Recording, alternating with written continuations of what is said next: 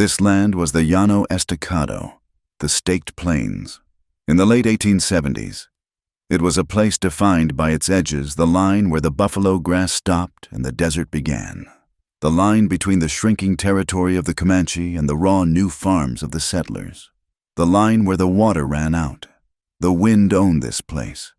It scoured the ground flat, tore at the sparse mesquite, and pushed the horizon so far away it seemed like a rumor. It was a country that demanded patience and paid in dust. Taya Redhawk knew the wind. He was Comanche. Though he no longer rode with the people, he was a man in his early 20s, but the stillness in his eyes belonged to someone much older.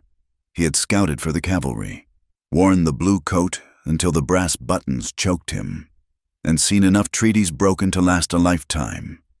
He had left that life behind, trading the crack of a government rifle for the ring of a fencing hammer. He was building a horse ranch on a wedge of land that held one of the few reliable springs in this section of the Panhandle. It was solitary work. His remuda of tough mustangs was growing, but his house was quiet, his cook fire often cold. He carried wounds that had never bled onto the battlefield. He remembered the camps of his childhood, the smell of willow smoke and roasting meat, the laughter. Then came the sickness that stole his family, and the war that stole the rest. He had watched the woman he was to marry, a girl with laughter like the spring creek, waste away. He had buried her with his own hands. After that, Taya Redhawk had made a vow. He would build things, he would raise horses, but he would never again tie his heart to something that could be taken. He would not love. His ranch was a fortress against that kind of pain. The fences were his new faith. The world was pushing in. The railroad was sending tentacles south, feeling its way toward El Paso. With the railroad came the land speculators, men who smelled money in the arid dirt, men like Harlan Pike. Pike worked for the railroad contractors, and he was a man who used paper the way other men used a gun. He filed claims on land he had never seen, diverted water with bought lawyers, and hired rustlers to harass settlers who would not sell. Pike wanted the Llano Estacado, and he especially wanted the water. Taya knew his spring made him a target. The nearby town of Mobeetie was a raw collection of plank buildings and canvas tents, a stop for the stage line. The people there were a mix of buffalo hunters, freighters, and new farmers. They tolerated Taya, they needed him. When a child was lost in the canyons, they sought out the Comanche scout. When rustlers hit a herd, they asked Taya where the tracks led. He would find the child, or point the way, and take his payment in coffee, flour, or silence. He spoke English when necessary, but preferred the language of the land. He moved quietly, said little, and did much. The townsfolk respected his skill but watched him with wary eyes. He was, to them, still the other. Taya accepted this. He did not seek their friendship. He sought only to be left alone, to build his herd, and to keep the memory of the drums quiet in his head. In the evenings, sitting by his solitary fire, he could sometimes hear them, the distant powwow drums of a life that was gone, a rhythm lost on the wind. But even a solitary man needed to eat. His crew of 3 hands, tough men hired to string wire and break his horses, were complaining. His own cooking was functional, but grim. Beans and bacon, bacon and beans, and coffee thick enough to float a horseshoe. He needed a cook. He had ridden into Mobeetie a week prior, to the stage station. He tacked a notice to the board, written in clear script: cook wanted, Red Hawk Ranch, fair pay, lodging provided, must handle kitchen for 4 men, sometimes more. It was a practical matter, nothing more. He needed someone to manage the salt pork, the flour barrels, the coffee tin, someone to turn hardtack into something decent. He needed order in his small, dusty cookhouse. Now, he waited. The weekly stage from the east was due. He stood near his wagon, his horse ground hitched nearby. He had washed the alkali dust from his face and pulled his black hair back with a leather thong. He checked the sun. It was nearing 3 o'clock. The station master, a weary man named Amos, had told him he might have luck. Amos had spat a stream of tobacco juice into the dust. "Posted for a cook, did you?" he had asked. Taya had nodded. "Might know a fella," Amos said, not meeting his eye. "An old Mexican, worked the cattle drives. He is tough as jerky, but he can make beans sing. I heard he was looking for a steady place. I will send word. Might be on this next stage." That suited Taya, an old hand, someone who knew the work and kept to himself, a man who would not bring complications. The air was still, the heat oppressive. The world seemed to be holding its breath. Then, on the farthest edge of the plain, a faint plume of dust appeared. It grew slowly, a smudge against the pale sky, resolving itself into the familiar shape of the stagecoach, pulled by 6 weary mules. Taya watched it come. He felt nothing but the simple, practical anticipation of a problem being solved. He needed a cook. The stage was bringing him a cook. He would take the man back to the ranch, show him the kitchen, and the fences would keep going up. The world would be held at bay for one more day. The stagecoach lurched to a halt in a cloud of grit. The wind was rising now, beginning to howl, and the sky had taken on a sickly yellow-brown color. Taya pulled his bandana up over his nose. He squinted as the driver, a man caked in dust, fought the mules and threw down the brake lever. "She is a mean one coming," the driver yelled, his voice half stolen by the wind. "Unload fast, we are not stopping long." The door of the coach creaked open. Taya watched, expecting the old Mexican Amos had mentioned. No one fitting that description appeared. Instead, a woman stepped down, moving with a careful, deliberate motion. She was young, perhaps his age. Her dress, once a respectable gray, was stained with travel and coated in the fine, choking dust of the llano. She held one hand on a worn carpet bag, and the other pressed low against her belly. It was this gesture that held Taya's eye. The woman was not just a traveler. She was heavily pregnant. She looked around, her eyes sweeping the station, the corrals, and finally settling on him. He was the only one waiting. She straightened her back, a movement that seemed to cost her, and walked toward him, not waiting for him to approach. "I am looking for Mr. Taya Redhawk," she said. Her voice was steady, though quiet, and carried a trace of an Eastern accent. Taya was frozen. His mind, usually so clear and quick, felt as if it were packed with mud. He had posted for a cook, a hardened cow camp cook. Not this. Not a woman who looked one strong gust away from collapsing. A woman carrying a child. He simply stared.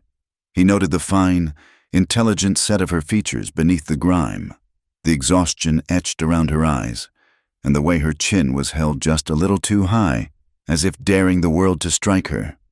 She seemed to read his stunned silence. "My name is Evelyn Hart," she said, offering a small, folded paper. "Amos, the station master back at the junction, gave me this. He said you were in need of a cook." Taya took the paper.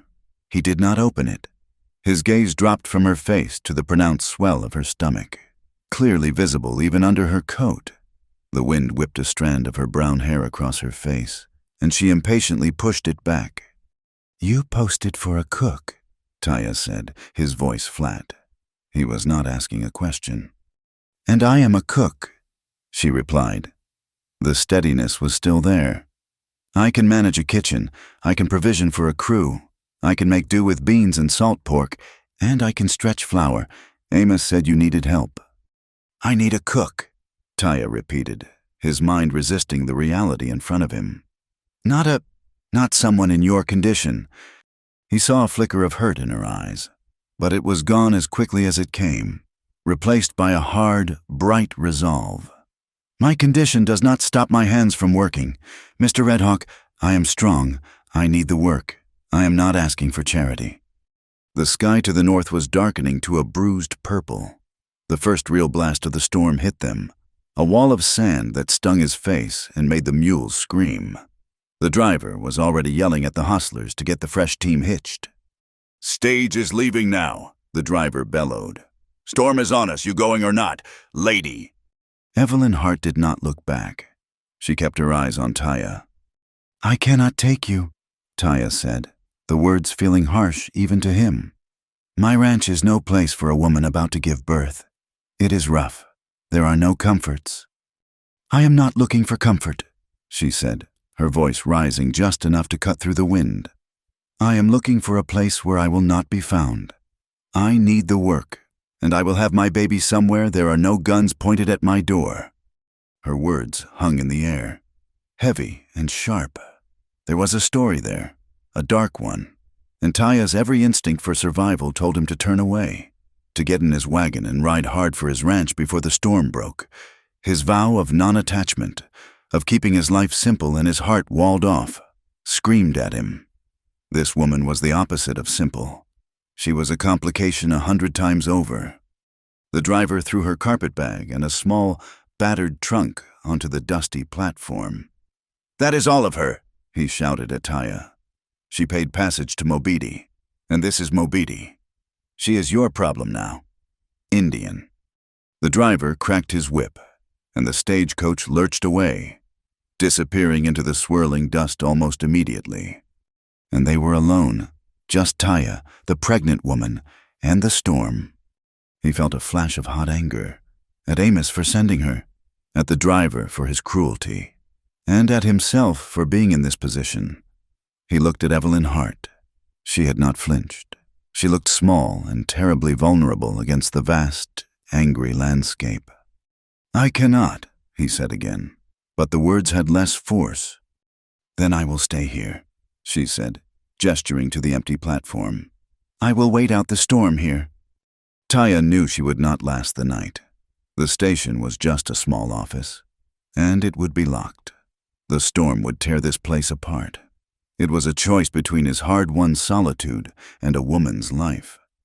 He cursed, a low, sharp word in Comanche. He walked past her to the platform and grabbed her trunk. It was heavier than it looked. As he lifted it, a piece of folded paper, tucked beneath the leather handle, fell to the boards. It was not her letter of introduction. This one was dirty, folded hastily. He picked it up. His name was not on it. It was just a scrawled message. He read it in the fading light. Do not harbor her. The men who want her will come. They are not the kind who ask twice. A cold dread settled in his gut, colder than the wind. This was not just a woman escaping a bad marriage. This was trouble. This was Harlan Pike-level trouble. This was the kind of trouble that brought rifles and burned ranches. He looked at her. She was watching him, her face pale. She had not seen the note. His survival instinct, honed by years of war and tracking, told him to drop the trunk, get on his horse, and ride. He had a ranch to protect. He had a spring to defend. He had his own life, the one he had painstakingly built from ashes, to keep. But then he saw her hand, resting on her stomach, a gesture of protection so ancient and profound it bypassed his defenses. He thought of his mother, of the women of his people, of the vow he had made to his dying bride that he would live, even when he did not want to. Was this living leaving a woman and her unborn child to die in a storm? He hated the choice. He hated her for bringing it to him. You have 7 days, he said, his voice rough. Her shoulders, which had been rigid, slumped in relief. 7 days. 7 days, Taya repeated, throwing the trunk into the back of his wagon. You will cook. You will prove you can do the job. If you can, you stay until the baby comes. If you cannot, you are on the next stage out. That is the deal. And after the baby, she asked, her voice small. We will see about after, he said. He did not offer her a hand. He turned his back and walked to his horse, leading it to the wagon. Evelyn Hart picked up her carpet bag and, with visible effort, climbed onto the hard wagon seat. Taya untied his horse, tied it to the tailgate, and climbed up beside her. He did not look at her. He snapped the reins, and the wagon lurched forward, heading away from Mobidi and into the teeth of the growing storm. He drove hard, The track to his ranch was faint, but he knew it as well as the lines on his own hand. He kept his eyes moving, scanning the landscape. What he could see of it through the dust. His instincts were screaming. The note, the men who will come. As they cleared the last huddle of buildings on the edge of town. "T," he said again, but the words had less force. "Then I will stay here," she said, gesturing to the empty platform. "I will wait out the storm here." Taya knew she would not last the night. The station was just a small office, and it would be locked. The storm would tear this place apart. It was a choice between his hard-won solitude and a woman's life. He cursed, a low, sharp word in Comanche. He walked past her to the platform and grabbed her trunk. It was heavier than it looked. As he lifted it, a piece of folded paper, tucked beneath the leather handle, fell to the boards. It was not her letter of introduction. This one was dirty, folded hastily. He picked it up. His name was not on it.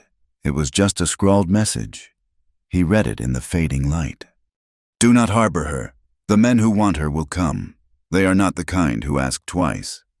A cold dread settled in his gut, colder than the wind. This was not just a woman escaping a bad marriage. This was trouble. This was Harlan Pike-level trouble. This was the kind of trouble that brought rifles and burned ranches. He looked at her. She was watching him, her face pale. She had not seen the note. His survival instinct, honed by years of war and tracking, told him to drop the trunk, get on his horse, and ride. He had a ranch to protect. He had a spring to defend. He had his own life, the one he had painstakingly built from ashes, to keep. But then he saw her hand, resting on her stomach, a gesture of protection so ancient and profound it bypassed his defenses. He thought of his mother, of the women of his people, of the vow he had made to his dying bride that he would live, even when he did not want to. Was this living leaving a woman and her unborn child to die in a storm? He hated the choice. He hated her for bringing it to him. "You have 7 days, he said, his voice rough. Her shoulders, which had been rigid, slumped in relief. 7 days. 7 days, Taya repeated, throwing the trunk into the back of his wagon. "You will cook. You will prove you can do the job. If you can, you stay until the baby comes. If you cannot, you are on the next stage out. That is the deal." "And after the baby?" she asked, her voice small. "We will see about after," he said. He did not offer her a hand. He turned his back and walked to his horse, leading it to the wagon. Evelyn Hart picked up her carpetbag and, with visible effort, climbed onto the hard wagon seat. Taya untied his horse, tied it to the tailgate, and climbed up beside her. He did not look at her. He snapped the reins, and the wagon lurched forward, heading away from Mobiti and into the teeth of the growing storm. He drove hard. The track to his ranch was faint, but he knew it as well as the lines on his own hand. He kept his eyes moving, scanning the landscape, what he could see of it through the dust. His instincts were screaming. The note, the men who will come. As they cleared the last huddle of buildings on the edge of town, Taya caught a flicker of movement to the south. 3 riders. They were just silhouettes in the gloom, keeping their distance, paralleling the track. They were not townsfolk. They were not cowboys. They rode with the disciplined efficiency of men who were paid to hunt, light horse, mercenaries. He did not look at them directly. He kept his eyes forward, his shoulders set, his hand resting lightly on the wagon seat near the rifle he kept tucked beside him. He urged the mules faster. The riders kept pace, ghosts in the storm. They rode in silence for nearly an hour. The world dissolved into a howling chaos of wind and sand. Taya navigated by instinct, feeling the subtle shifts in the land beneath the wagon wheels. Evelyn Hart sat beside him, one hand gripping the seat, the other on her stomach. She did not complain. She did not cry out. She just held on. Finally, he pulled the mules to a halt in the lee of a small bluff. The ranch was still 2 hours away, and they would never make it in the dark, not with the storm at its peak. "We stop here for the night," he shouted over the wind. "There is an overhang. It is not much." He helped her down, his hands impersonal on her arm. He unhitched the mules and led them, along with his own horse, into the shallow shelter of the rock. He pulled a heavy canvas from the wagon and, with a skill born of long practice, rigged a crude but effective windbreak. Inside the small shelter, the roar of the storm softened to a dull moan. It was dark. Taya built a small fire from the dry mesquite roots he carried for emergencies. The small flames pushed back the darkness, casting flickering shadows on their faces. He boiled coffee and handed her a tin cup. She took it with both hands, her fingers trembling slightly. He unwrapped a piece of jerky and handed it to her. She shook her head. "You must eat," he said. It was not a request. She took it and slowly began to chew. They sat for a long time, the only sound the wind and the crackle of the fire. "Thank you," she said at last, her voice barely a whisper. Taya just nodded, staring into the flames. He was thinking of the 3 riders, now hunkered down somewhere out in the storm, waiting. He was thinking of the note in his pocket. "Why are men hunting you?" he asked, his voice quiet. Evelyn flinched, her eyes widening. She had not expected the question. I left my husband," she said, looking down at her hands. "He is not a kind man. There are many unkind husbands." Taya said, "They do not usually send paid scouts after their wives." She was silent. The firelight played on her face, showing the deep, bone-weary exhaustion. "He is," she began, then stopped, choosing her words. "He is a man of influence, from the East. He believes I stole from him. He believes the child is his property. He does not like to lose what is his." "And did you steal from him?" Her head snapped up, and for the first time, he saw a flash of fire behind the exhaustion. "I took only myself, and my child, things he never truly owned." She told him, in fragmented sentences, of a life in a fine house back east, of a husband who was charming in public and a monster in private, a man who locked doors, who checked her letters, who controlled every dollar and every word, a man who, when she told him she was pregnant, had spoken not of a child, but of an heir, another possession to be managed. She had known then she had to run. She had been running for weeks, selling off small pieces of jewelry, taking roundabout routes, always looking over her shoulder. It was a story filled with gaps, holes that Taya's mind easily filled, the violence she did not name, the terror she only hinted at. But one part did not fit. The men outside. They were not the sort hired to retrieve a runaway wife. They were the sort hired to retrieve railroad contracts, to clear squatters from land, to handle Pike's dirty work. He did not press her. Not yet. "He will not find me here," she said, more to herself than to him. "He would never look here, not at a place like this." Taya thought of the note. He thought of the riders. He knew she was wrong. They were already looking, and they knew exactly where to find her. He threw another root onto the fire. "Get some sleep," he said, pulling his blanket from his saddle roll and tossing it to her. "Tomorrow, you will cook for my men, and we will see." He took his rifle and sat at the edge of the shelter, his back to her, facing the howling darkness. He would not sleep. He had let the complication in. He had 7 days to figure out how to survive it. The storm blew itself out by morning, leaving the air washed clean and cold. The sky was a sharp, high blue.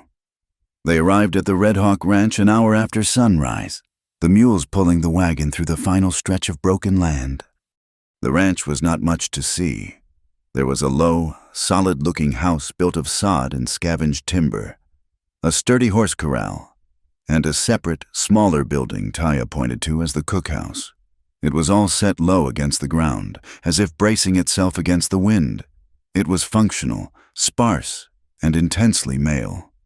Taya pulled the wagon up to the cookhouse. His 3 hands, who had been repairing a section of fence, stopped their work to stare. Taya saw their faces surprise, then curiosity, then a hard skepticism as they took in Evelyn, her belly in her city-worn dress. "This is Evelyn Hart," Taya said to them, his voice carrying in the clear air. "She is the new cook, on trial." One of the men, a wiry man with a sun-scorched face, spat on the ground. "A cook, boss, or a—" He let the question hang, his eyes insolent. Before Taya could move, Evelyn spoke from the wagon seat. Her voice was not loud, but it was as clear as the sky. "A cook. Breakfast was not served. I see.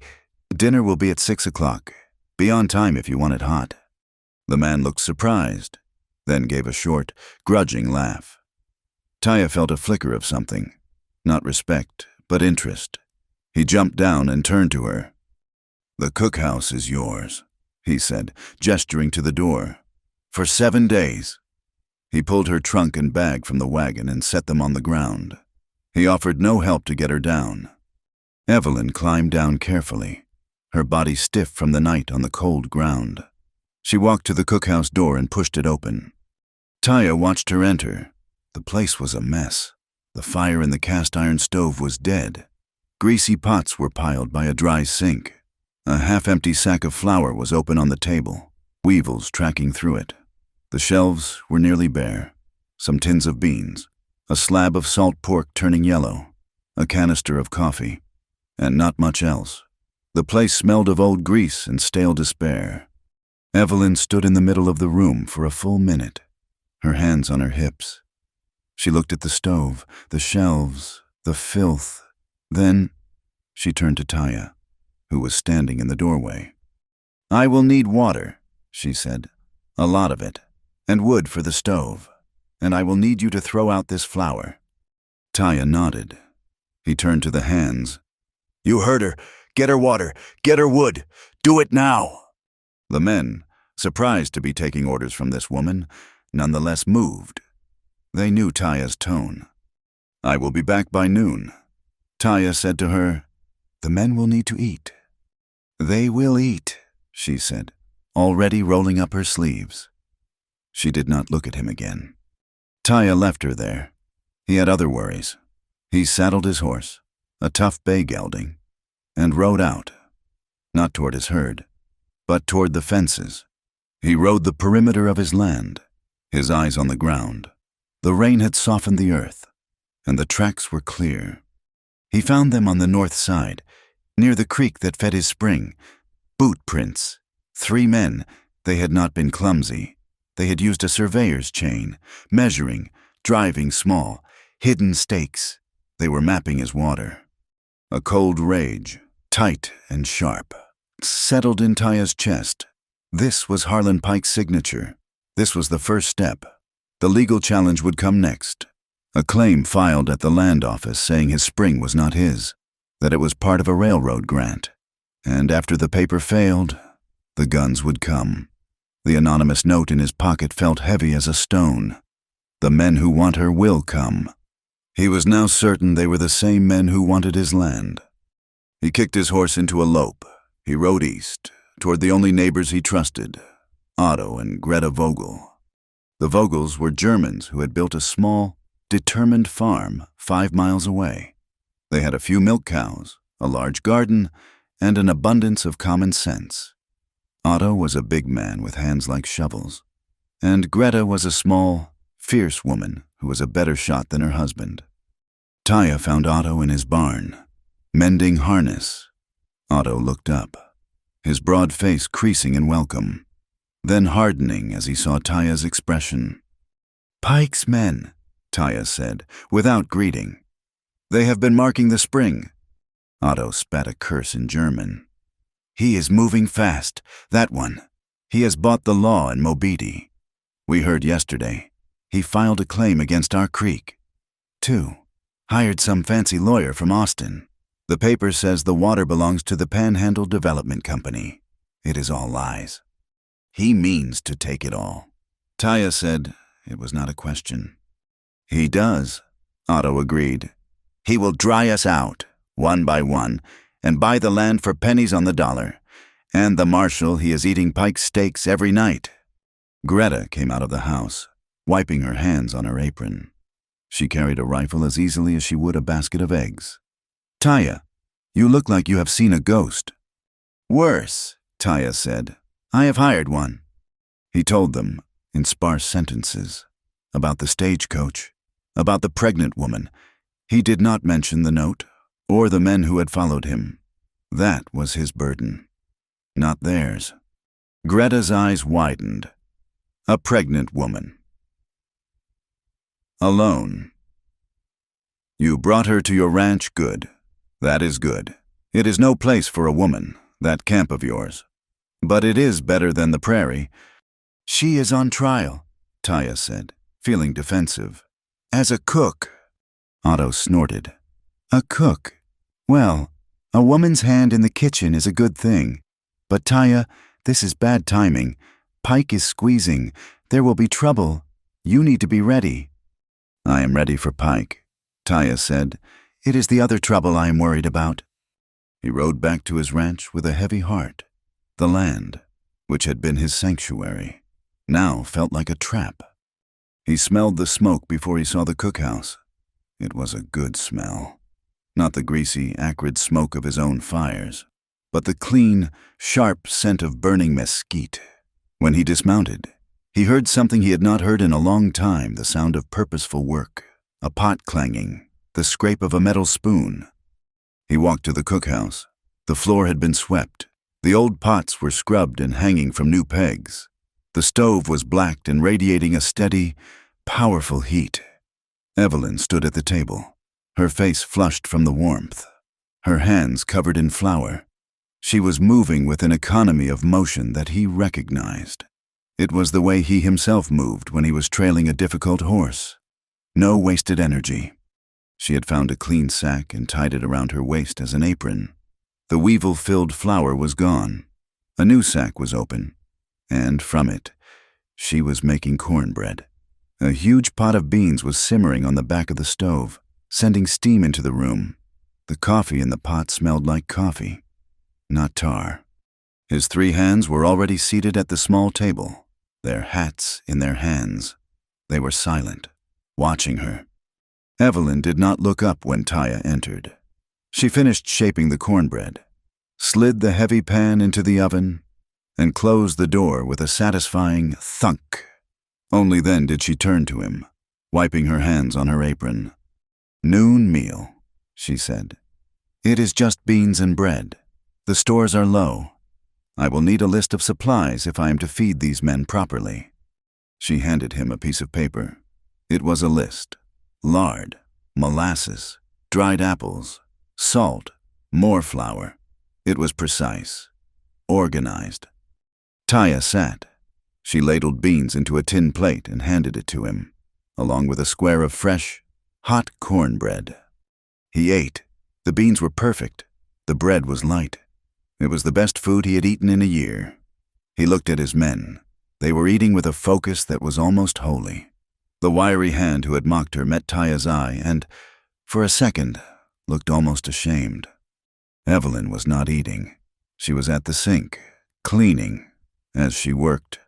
Taya noticed a brown earthenware pitcher on the shelf. He had found it when he first claimed the ranch.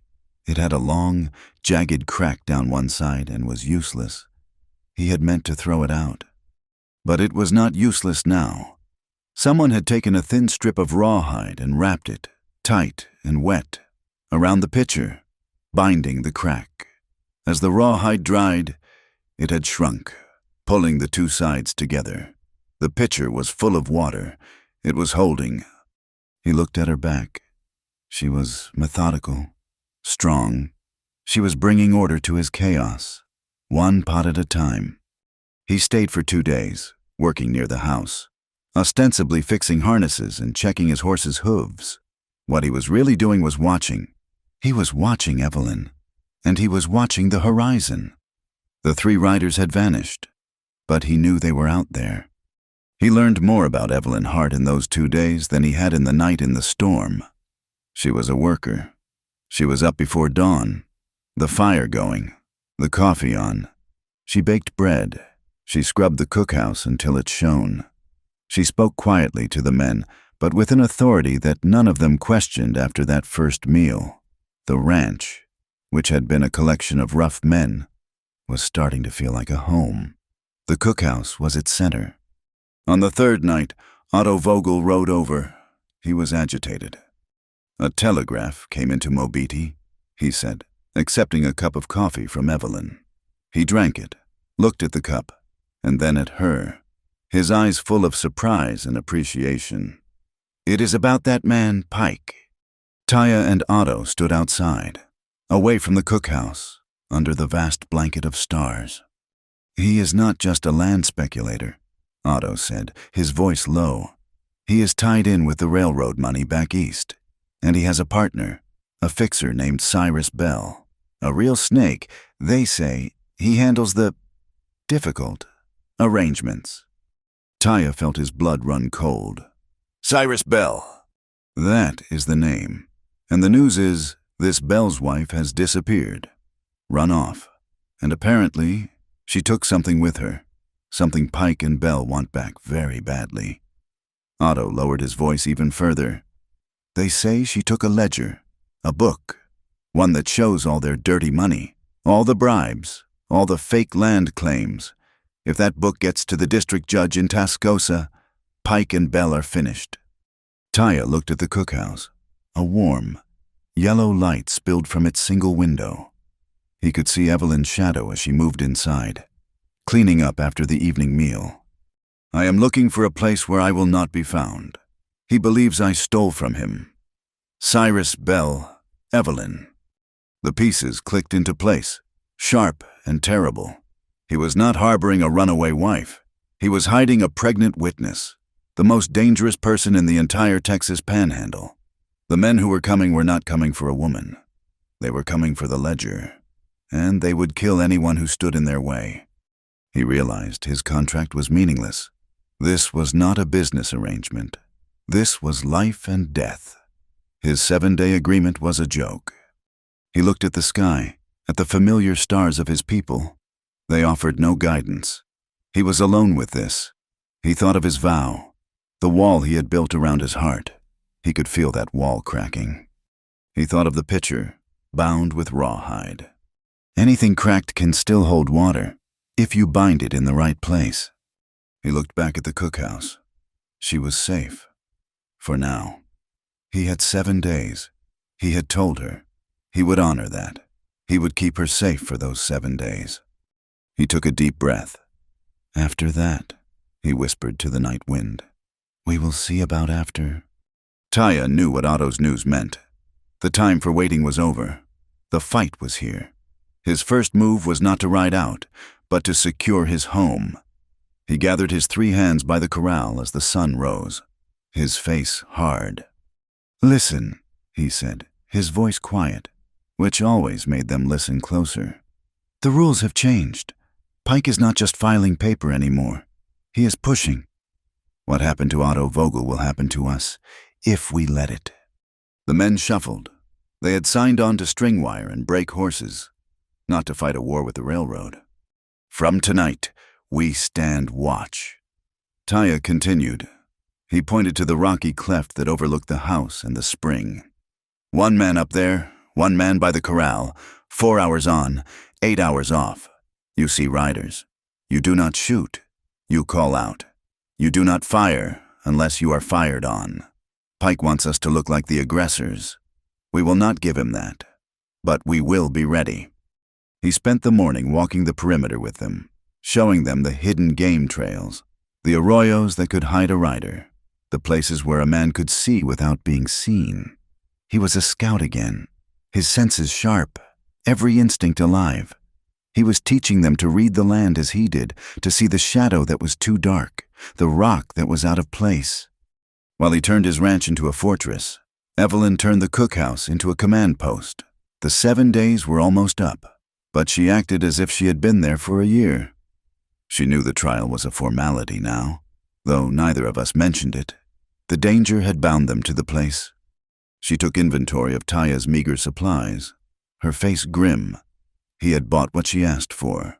but she was frugal to the point of artistry. She found the small, damp root cellar beneath the cookhouse floorboards, a place Taya had ignored, and declared it fit for storing potatoes and onions, if they ever got any. She directed the youngest hand, a boy barely 18, in the stocking of the shelves. "Flour high and dry," she instructed him, her hands on her hips. "Salt and lard low and cool. We waste nothing, not one bean, not a splinter of wood." She taught him how to bank the fire in the cast-iron stove, to keep a steady, low heat that would cook beans for hours rather than a roaring blaze that wasted fuel. In her own way, she was as much a strategist as Taya. He was guarding the water outside. She was guarding the fire and food within. That afternoon, he found her standing outside the cookhouse, one hand pressed into the small of her back, trying to ease the constant ache. "Come," he said. She looked at him, surprised. He rarely spoke to her outside of mealtimes. "I want to show you something," he said. He did not wait, just started walking up the gentle slope toward the cluster of rocks and cottonwood trees that marked the heart of his land. She followed him. The walk was slow, and he adjusted his long stride to match her careful steps. He led her past the last of the fences, up a small trail worn into the rock, until they stood in a small clearing. It was the spring. It was not a grand sight, just a steady, quiet bubbling of clear, cold water from a fissure in the limestone. But in the Llano Estacado, it was a miracle. It formed a pool no bigger than a wagon, lined with slick green moss, and the overflow created a small, lively creek that nourished the half-dozen cottonwood trees that stood guard around it. It was the only deep green, the only sound of living water, for 50 miles. "This is the spring," Taya said, his voice softer than she had ever heard it. "This is why Pike is here. This is why his men marked the land." He stooped and pointed to a small, nearly invisible wooden stake hidden in the grass, one of the surveyor's markers. "They want to put paper on this," he said, his voice tight with a cold anger. "They want to say this water belongs to a piece of paper in an office." He turned to her, his eyes intense. "My grandmother's people, they camped here. This water, it is Pia Cava. It is the life of the land. It is sacred." He looked at her, his gaze unwavering, making sure she understood. "This is what we are guarding, not the house, not the horses. This, if you ever see anyone near this water, anyone at all who is not one of us, you go to the cookhouse, you hit the iron triangle. You hit it until one of us comes. Do not wait. Do not ask questions. You ring it. Do you understand?" Evelyn looked at the water, then at the trees, then at him. She saw it was not just a claim to him, not just a property deed.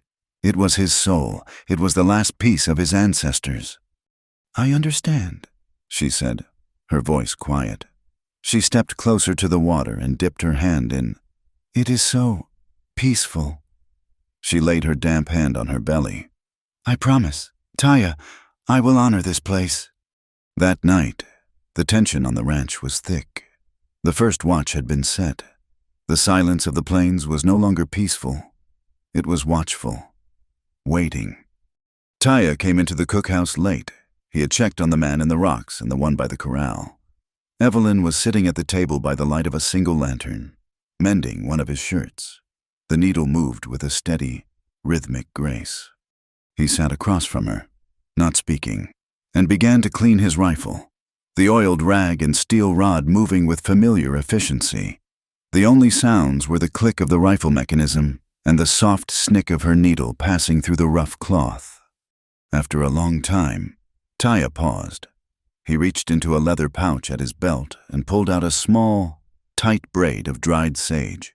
He struck a match, lit the end of the braid, and blew it out, letting the thick, aromatic smoke curl into the air. He held it in his hand, letting the smoke wash over the rifle, over his hands, over his face. It was an old habit, a quiet prayer for clarity and steady hands. The smoke filled the small room, a sharp, clean scent of the high desert. "What is that?" Evelyn asked, her hands pausing in their work. "Sage," he said. "It clears the air, makes the mind straight." She nodded, watching the gray smoke drift toward the rafters. "It smells clean."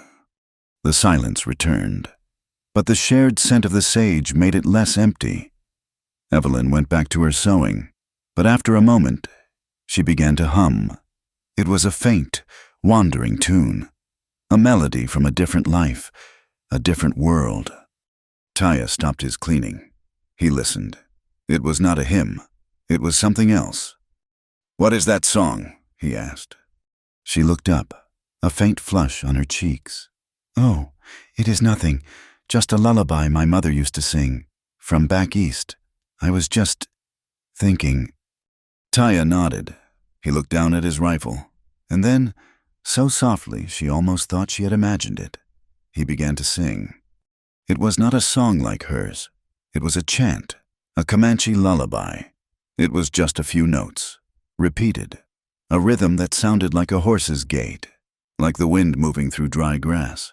It was the song his own mother had sung to him, a song of the people, a song of this very land. Evelyn's hands went still in her lap. She listened, her head tilted. The song was simple, profound, and heartbreakingly sad. Yet it was also strong. When he finished, the silence that fell was deep and heavy. Evelyn's hands went to her stomach. She smiled, a small, genuine smile. "The baby, he kicked," she whispered. "I think he liked that." She looked at Taya, her eyes shining in the lantern light. "He needs to hear sounds like that, sounds of a home." Taya looked away, embarrassed by the sudden intimacy, by the crack that had just appeared in the wall around his heart. He quickly reassembled his rifle, the click of the mechanism sounding loud in the room. The next day, the peace was broken. A single rider was spotted, coming hard from the east. Taya and his men grabbed their rifles, moving to their defensive positions, but as the rider drew closer, Taya lowered his weapon. It was Otto Vogel, and he was riding his horse into the ground. Otto fell from the saddle before the horse had even stopped, his face gray with dust and fury. "Taya!" he choked out. "What is it?" Taya said, grabbing his arm. "Is Greta?" "Greta is fine," Otto panted, leaning against the horse. She is loading the shotgun. Pike's men, they came last night." "Rustlers." "No," Otto shouted, his voice cracking. "Worse, they murdered them. My cows, 15 head, my best milk cows, just shot and left in the arroyo." A cold sickness filled Taya's gut. This was not theft. This was a message. "They left this," Otto said, his hand trembling as he pulled a square of stiff, bloody hide from his saddlebag. He threw it on the ground. Burned deep into it was a fresh brand, 3 letters. PDC. Panhandle Development Company, Taya said, his voice flat. "He is not hiding. He is bragging." "I rode to Mobiti," Otto said, his voice hoarse. "I took this right to the marshal, right into the saloon." "And what did he say?" Taya asked, though he already knew. "He said," Otto spat, "that it was a shame. He said PDC could mean anything. Prairie Dog Corral. He said I had no witnesses. He said I was wasting his time." Otto looked at Taya, his eyes desperate. "He is bought. Taya, the law is bought. There is no law. What are we going to do?" Taya looked at the piece of hide, at the arrogant brand. He looked at the dust cloud from Otto's arrival, settling back onto the dry, thirsty grass. The land was hot. The brief moisture from the storm was long gone, and the ground was cracking. An early drought was taking hold. "We do nothing," Taya said. "Nothing." Otto was appalled. "Not in town. Not on his ground. The marshal wants us to start a fight in his saloon. He wants to arrest us. We will not give him the satisfaction." Taya put his hand on Otto's shoulder. "We will fight him, but we will fight him here. On our land. For our water. Taya rode back from Mobiti with Otto, his mind cold and clear. The failure in town had settled something in him. They were truly alone. He took Evelyn in the wagon 2 days later, ostensibly to check the lower fences, but really because he needed her to know the land. He needed her to know the escape routes. The ride was bone-jarring. The wagon had no springs, and the ruts were deep. Taya saw her wince. Her hands braced against the bouncing seat. As they headed back, the wagon wheel slammed into a deep hole, throwing them both hard against the seat. Evelyn cried out, a sharp, sudden gasp that was not just from the jolt. "Stop!" she breathed, her face going pale. "Taya, please, stop!" He hauled back on the reins, the mules stopping instantly. She was hunched over, her hands clutching her belly, her eyes wide with a sudden, animal fear. "A cramp," she gasped. It is sharp." He was out of the wagon in a second, his heart pounding with a strange, new terror. "You need to walk." He reached up for her. She was stiff, her body locked in pain. "I cannot," she whispered. "Yes, you can." His voice was low and firm, commanding. "I have got you. Slide to me, now." She looked at his face, saw the absolute certainty there, and she trusted him. She let her body go, sliding off the high seat. He caught her, his hands spanning her waist, taking her full weight. He was shocked at how solid she was, how heavy with the life she carried. He lowered her to the ground gently, as if she were made of glass. He kept his hands on her, steadying her as she trembled. "Breathe," he commanded, his voice quiet. "Slow, like the wind through the pass, slow and deep." She leaned against him, her forehead resting on his shoulder for just a second, a silent, desperate plea for strength. He did not move. He did not pull away or comfort her. He just stood, solid as the red earth, a rock for her to hold on to. He felt her fear and the small, fluttering life she protected. After a long moment, the tension in her body eased. It is passing," she whispered, her voice shaky. She straightened up, pulling away from him. He let his hands drop. The moment was over. It had not been a caress, but it had been contact. It had been support. "I am all right," she said, though she was still pale. "We walk back," he said gruffly. "It is not far." He tied the mules to a mesquite bush, and they began to walk. His long strides shortened to her slow pace. He did not touch her again, but he walked close enough to break her fall. When they returned, Greta Vogel was there, her own wagon loaded with sacks. Her face was set in grim lines. "Otto is a farmer," she announced, bypassing Taya and walking straight to Evelyn. "He is not a fighter, but I am." She handed Evelyn a sack of flour. "We heard what happened in town." She turned to Taya. "When the real trouble starts, Taya, and it will, I am bringing my sister and the grandchildren here, this house of yours, this sadi. It is built like a fort. Our farmhouse is wood. It will burn." "You are welcome here, Greta," Taya said, nodding. "All of you. We will hold the spring together." "Good." Greta turned her sharp eyes back to Evelyn, assessing her. "When is the baby due?" "Soon," Evelyn said, her hand on her belly. "I do not know the day."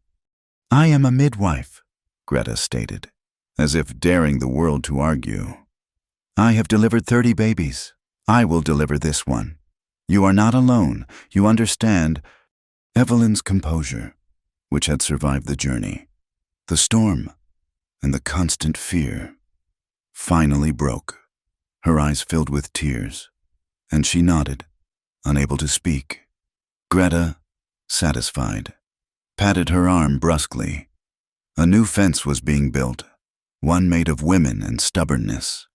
The next day, the formal declaration of war arrived. A single rider approached, not one of the scouts. This one was dressed in a city suit, riding a fine black horse. He reined in near the corral, where Taya was working. "Red Hawk," he called out, his voice arrogant. Taya walked toward him, wiping his hands on his trousers. "I have a letter for you," the man said, holding out an envelope. "From Mr. Harlan Pike." Taya looked at the envelope but did not take it. "I cannot read." He lied. The man's lip curled. "That is convenient. Very well." He opened the letter himself. "Mr. Pike, on behalf of the Panhandle Development Company, hereby offers you the sum of $500 for your entire 160-acre claim, including all water rights." "$500, Taya repeated. "It is a generous offer," the man said, his voice slick. "More than this dry patch of dirt is worth. Mr. Pike knows you have been having trouble with stock. He is offering you a clean way out. I suggest you take it." "It is not for sale." "You should reconsider," the man said, his smile fading. "This offer is good for exactly 48 hours. After that, well, the land office has been known to find irregularities in claims like yours, especially claims made by your kind." "It is not for sale," Taya said again. "You are a fool," the man snapped, dropping the letter in the dust at Taya's feet. "You are one man. He is the railroad. You cannot win." The man turned his fine horse and kicked it into a gallop, riding away. Taya stood there for a long time, looking at the envelope in the dust. Evelyn had come to the cookhouse door, watching. Taya bent down and picked up the letter. He looked at the man's retreating dust cloud. Then, slowly and very deliberately, he tore the envelope in half, and then in quarters, and let the white pieces fall from his hand. He turned and walked to his tool shed. He picked up his heaviest axe. He walked past the house, past Evelyn, and up the path to the sacred spring. He went to the stand of dead cottonwoods nearby. He began to work, the axe rising and falling in a steady, powerful rhythm. He was not chopping firewood. He was cutting long, thick branches. He was sharpening them to vicious points, one by one. He drove the heavy stakes into the ground, forming a hard, raw perimeter around the water. He was building a new kind of fence, a warning. The 48-hour deadline from Pike's man came and went. Nothing happened. No riders appeared. No new legal papers were served. The silence that followed was worse than a direct attack. It was a heavy, watchful quiet that stretched the nerves of everyone on the ranch. Taya knew this was a classic tactic, the quiet before the ambush. Pike wanted them to relax, to lower their guard. Taya did the opposite. He and his men doubled their patrols, riding wide circles around the ranch, checking the sharp stakes he had planted around the spring every morning. Evelyn, too, seemed to find strength in action. One morning, Taya watched from the corral as she came out of the cookhouse with a hammer, a nail, and a piece of smoothed plank. She stood on a small stool, her body cumbersome but her movements sure, and nailed the plank to the rough-hewn lintel above the door. She had painted words on it in neat black letters. Taya walked closer to read it. "Cook and midwife." He stopped, his eyes fixed on the second word, midwife. "Greta said I should," Evelyn said, not looking at him. She was already back on the ground, brushing wood dust from her apron. "She said there are miners in the foothills, prospectors. They have wives, families. There is no one closer than Mobiti. She said the word should be put out, that this is a safe place." A safe place. The idea was almost laughable, given the shadow that hung over them. Yet, in the weeks she had been there, the ranch had transformed. The cookhouse was no longer just a place to eat. It was the center of the ranch. The men, who had first viewed her with suspicion, now treated her with a gruff, protective deference. They brought her bits of prairie sage, a handful of wild onions, a bird one of them had shot. They called her ma'am. News of her cooking, and now her sign, traveled on the wind. Solitary miners, men who worked small, hard-scrabble claims in the canyons, began to stop by. They were rough. Quiet men, men who trusted no one. But they would ride in, sit at the small table in the cookhouse, and trade a few bits of ore or $1 coin for a hot meal. They spoke little, but they ate Evelyn's stew and cornbread, drank her coffee, and seemed to soak in the warmth of the stove. They saw her, pregnant and steady, and they saw Taya, watchful and silent in the background. They recognized this place for what it was, an island of order in the chaos, a place that would not be pushed. They left with full bellies, and they carried the word Red Hawk's ranch was a good place. One evening, after the men had eaten and the last of the miners had ridden away, Taya came to the cookhouse. The sun had set, painting the sky in violent streaks of orange and purple. The air was cooling fast. He often came in late now, after checking the perimeter, to sit while she cleaned. They found a comfort in this shared, silent routine. Tonight, he stood in the doorway, just watching her. The lantern was lit, casting a pool of warm, yellow light. Evelyn was standing by the stove, stirring something in a pot for the next day. The fire in the stove cast a flickering red glow on her face and her dress. She had one hand on the spoon, and the other was resting on the high, hard curve of her belly. She was humming the same lullaby he had heard before, her face calm, absorbed in the simple tasks of the evening. In that moment, Taya saw her not as the complication, not as the witness, not as the runaway wife. He saw a woman of immense strength, standing by a fire, protecting her child, and creating a home out of little more than flour, water, and stubbornness. He thought of the notice he had posted in Mobiti. He had wanted a cook. He had expected a grizzled old cowhand, a man who would fry bacon and keep to himself. He had posted for a cook, but he had received this pregnant woman, and he realized, with a jolt that was almost painful, that she was teaching him how to love again, not with words, or declarations, or promises he no longer believed in. She was teaching him by her presence. She was teaching him by making his house warm. She was teaching him by bringing order to his empty, walled-off life. She was teaching him by simply being there, by the stove, a guardian of the fire and the future. His vow to never again tie his heart to something that could be taken felt thin and brittle, like winter ice. He felt the wall around his heart crack, just as the pitcher had been cracked. And he knew, with the same certainty that he knew the North Star, that he would bind this too. He would not let this break. He must have made a sound, because she turned, startled. "Taya, I did not hear you."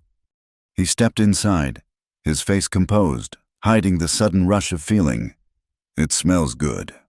"Just beans soaking," she said, her smile small. He sat at the table. The rifle was in his hands. He did not begin to clean it. "Otto was right," he said, his voice low. Evelyn stopped her stirring. "About what?" "About your husband, Cyrus Bell. He is Harlan Pike's partner." The spoon clattered from her hand, striking the floor. She did not bend to pick it up. Her face went ashen, all the warm color draining from it. She gripped the edge of the stove to keep herself steady. How do you know that name?" she whispered. "Otto heard it in town. He handles Pike's difficult arrangements." Evelyn's breath came in short, sharp gasps. "You have to send me away," she said, her voice shaking. "Now, tonight, Taya, you do not understand. He is not just a bad husband. He is a monster. He is Pike's right hand. If he knows I am here, he will—" She could not finish.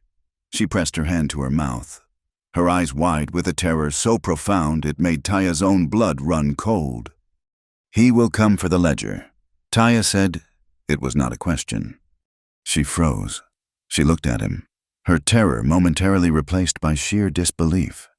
"How did you—" "You are not a thief," Taya said simply, "but you are a witness. That is what you stole. Is it not money, a book?" She sank onto the small stool by the stove, her legs unable to hold her.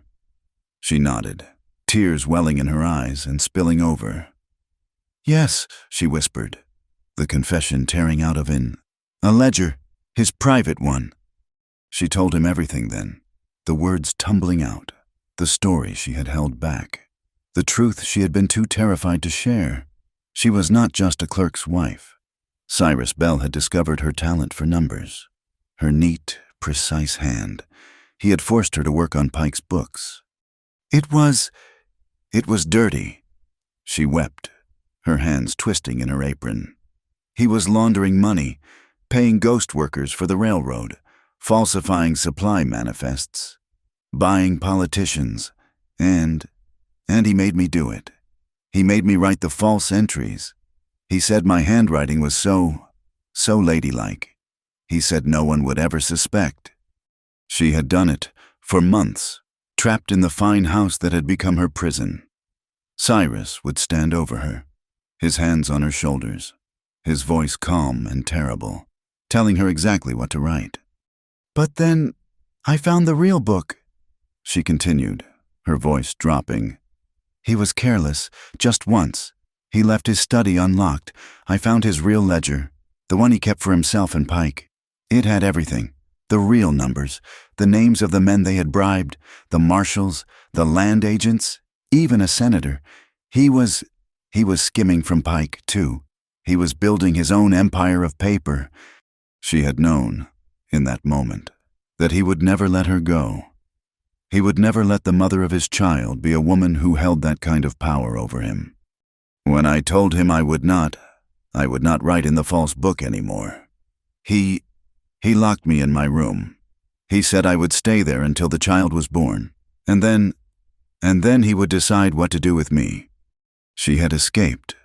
One night, a maid, a young girl Evelyn had been kind to, had left the door unlocked. Evelyn had taken only two things: the small bag of jewelry she had used for her escape, and the real ledger, which she had hidden beneath the floorboards of her room.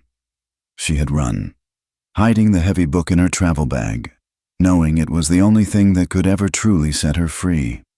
"He is not hunting me because he loves me," she finished, the tears drying, leaving cold tracks on her face.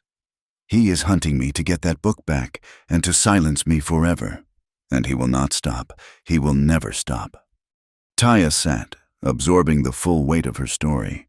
The 3 riders, the note at the stage station, the murder of Otto's cattle, the arrogant offer from Pike. It was all one story. It all led back to the book. "Where is it?" he asked. She looked up at him, her eyes still fearful. "It is safe." "Where?" he insisted, his voice gentle but firm. She hesitated, then got up slowly. She went to her small, battered trunk, which she kept at the foot of the narrow cot Taya had moved into the cookhouse for her. She unlocked it. Beneath her few spare clothes, wrapped in oilcloth, was a thick, leather-bound book. She laid it on the table between them. It was heavy. It felt evil. "This," Taya said, his hand resting on the cover. "This can finish Pike and Bell, if it gets to the right person." Evelyn said, "He owns the marshal in Mobidi. He owns half the lawyers in the territory." "But not all of them." Taya said, "There is a man, Judge Elliott, the district judge in Tascosa. He is an old man. He is army, retired. He does not frighten, and he cannot be bought. I scouted for him once. He is a man of honor." "Tascosa," Evelyn breathed. That is over 100 miles from here." "It is," Taya said, "through the canyons. But it is the only way. This book has to get to him." A new light was in Evelyn's eyes. The terror was fading, replaced by the same hard resolve he had seen at the stage station. "Then I will take it to him." "No," Taya said instantly. "It is too dangerous. I will take it." "No, Taya." She stood, facing him, her hand on the book. "This is my fight. It has been my fight all along. I have been running for 6 months. I ran to protect my child, but now I have to stop running. I have to stand. For me, for my son, for Otto and Greta, for this ranch. She looked him straight in the eye. "I am not hiding anymore. I will go. I will face them."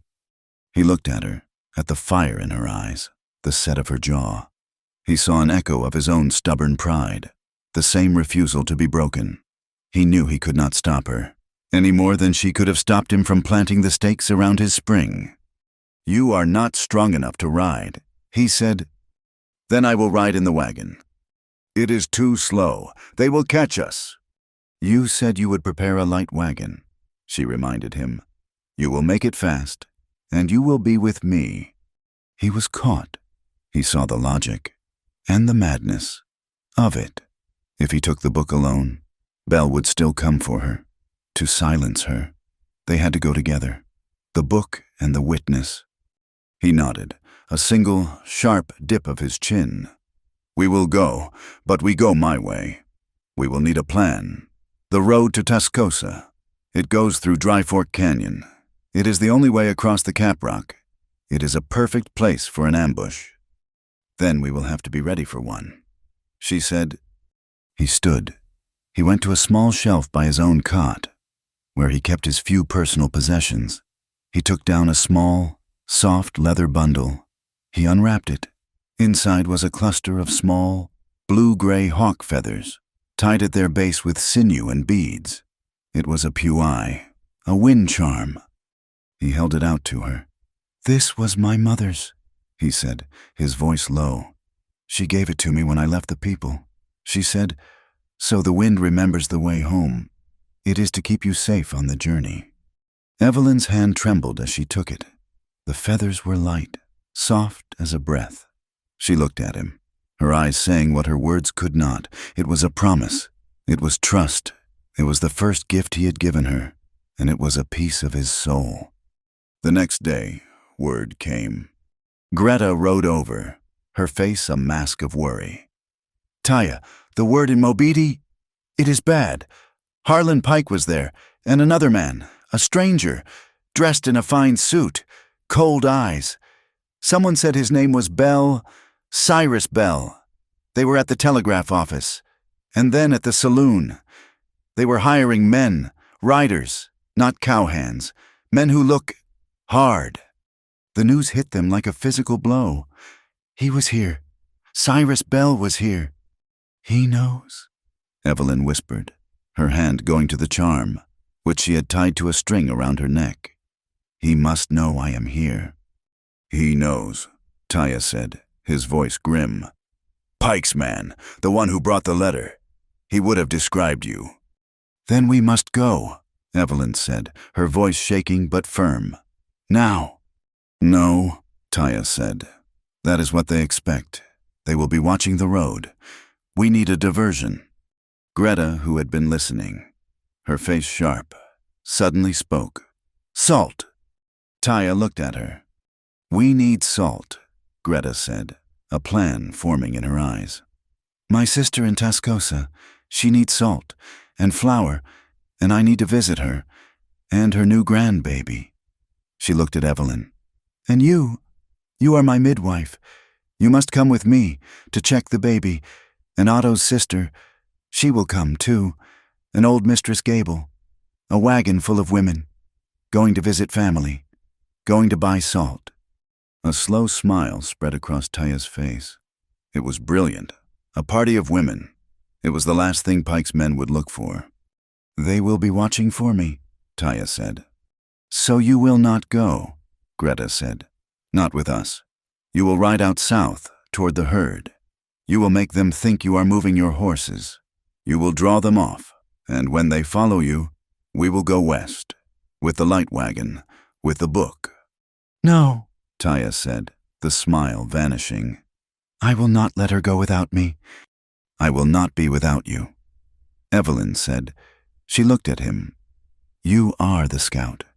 You will draw them off, but you will circle back. You will meet us at the mouth of Dry Fork Canyon. You will guide us through." It was a risk, a terrible risk, but it was the only plan that had a chance. That night, the last night before the journey, the ranch was quiet. The men knew something was happening. Taya had told them only to be ready. that he would be riding out, and that they were to guard the spring and the house until he returned. Taya was outside, checking the harnesses for the light wagon one last time, making them strong, making them fast. He worked in the moonlight, his hands sure, his mind racing through every possibility, every danger. From the cookhouse, he heard her. She was humming her lullaby, the faint, sweet, Eastern tune. But it was different tonight. It was mingled with another melody. He listened, his hands going still. She was humming his song, too, the Comanche lullaby. She was weaving the two tunes together, her voice soft and hopeful. A new song, a song of two worlds, a song for her child. Taya stood in the shadows, his back against the rough wall of the sod house. He closed his eyes. He had built this ranch to keep the world out, to keep his heart safe and cold. He had built it as a fortress against memory.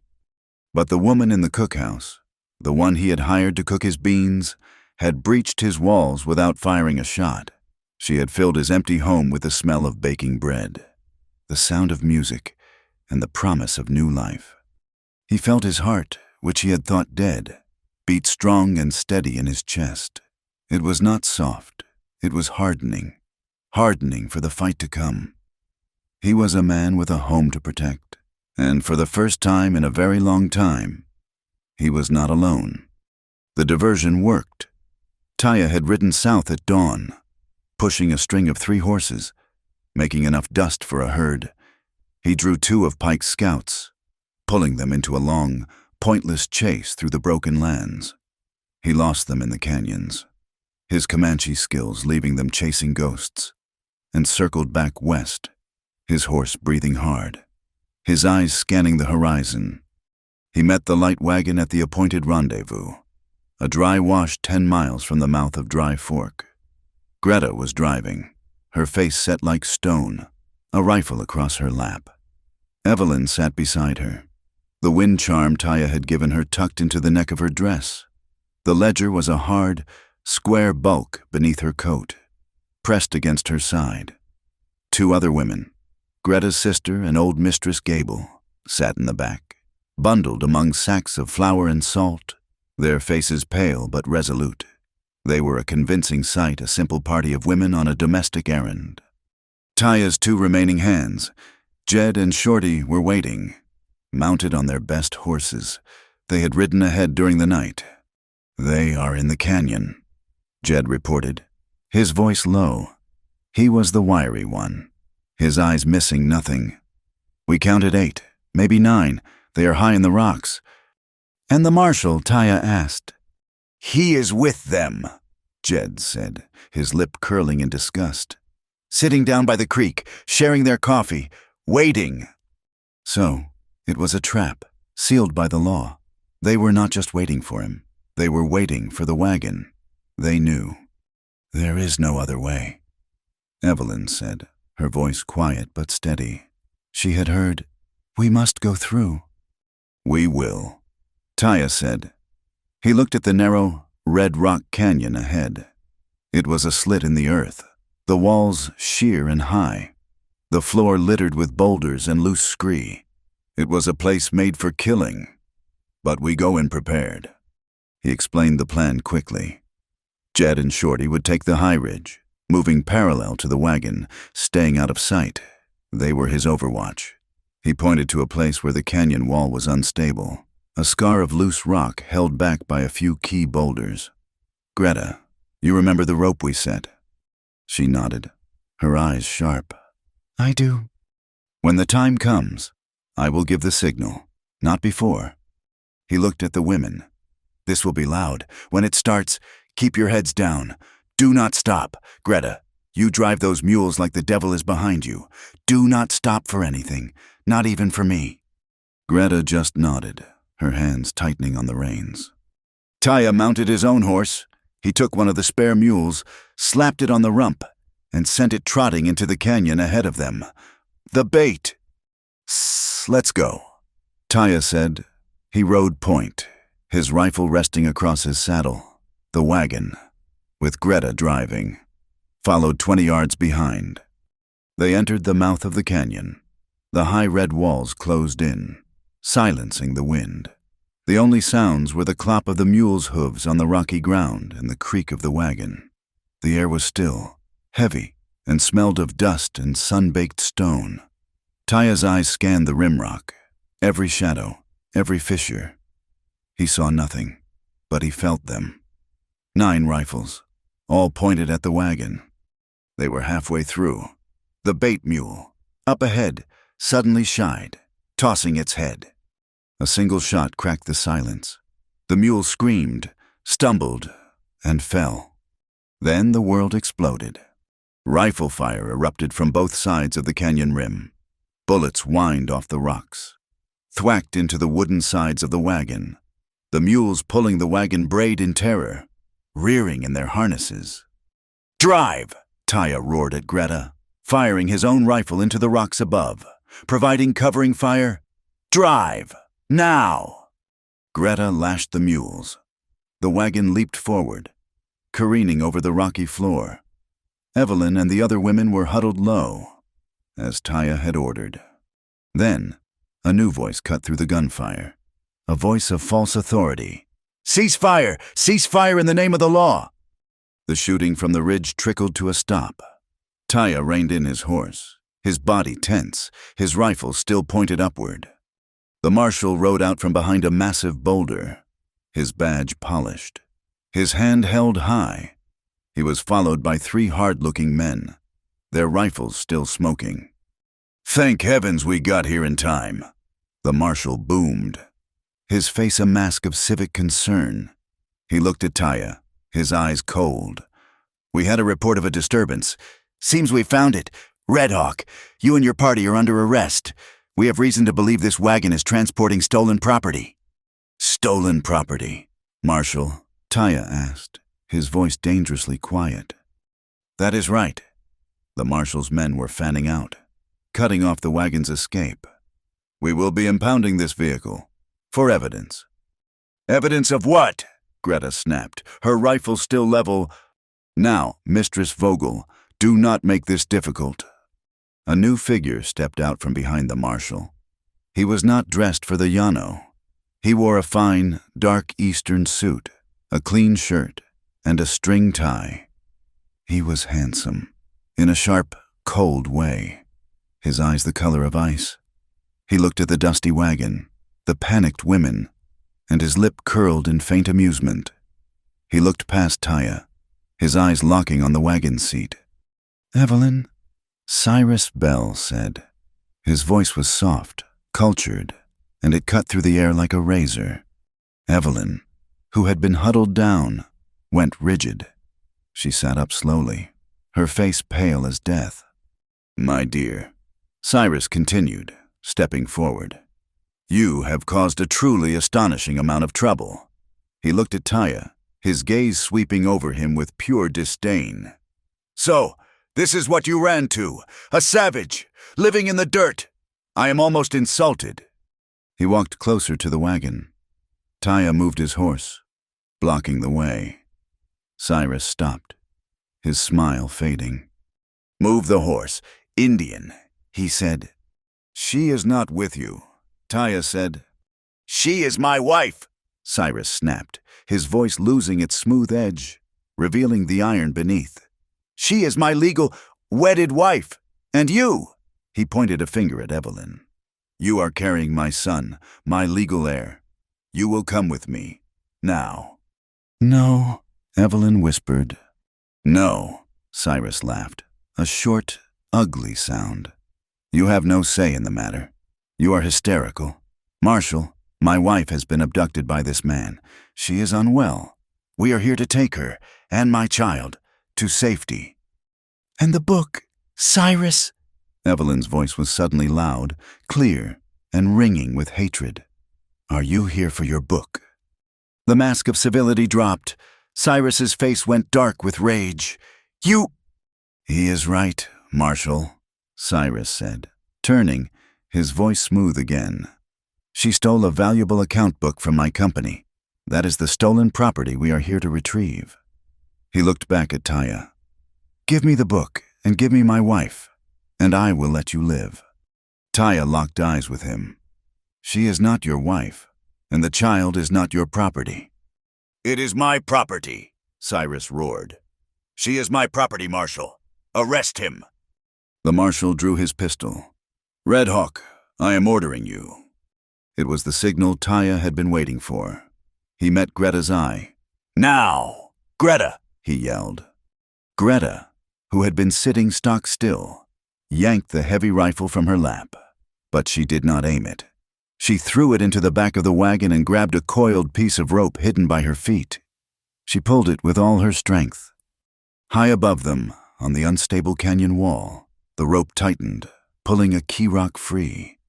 It was not an avalanche. It was a cascade, a shower of gravel.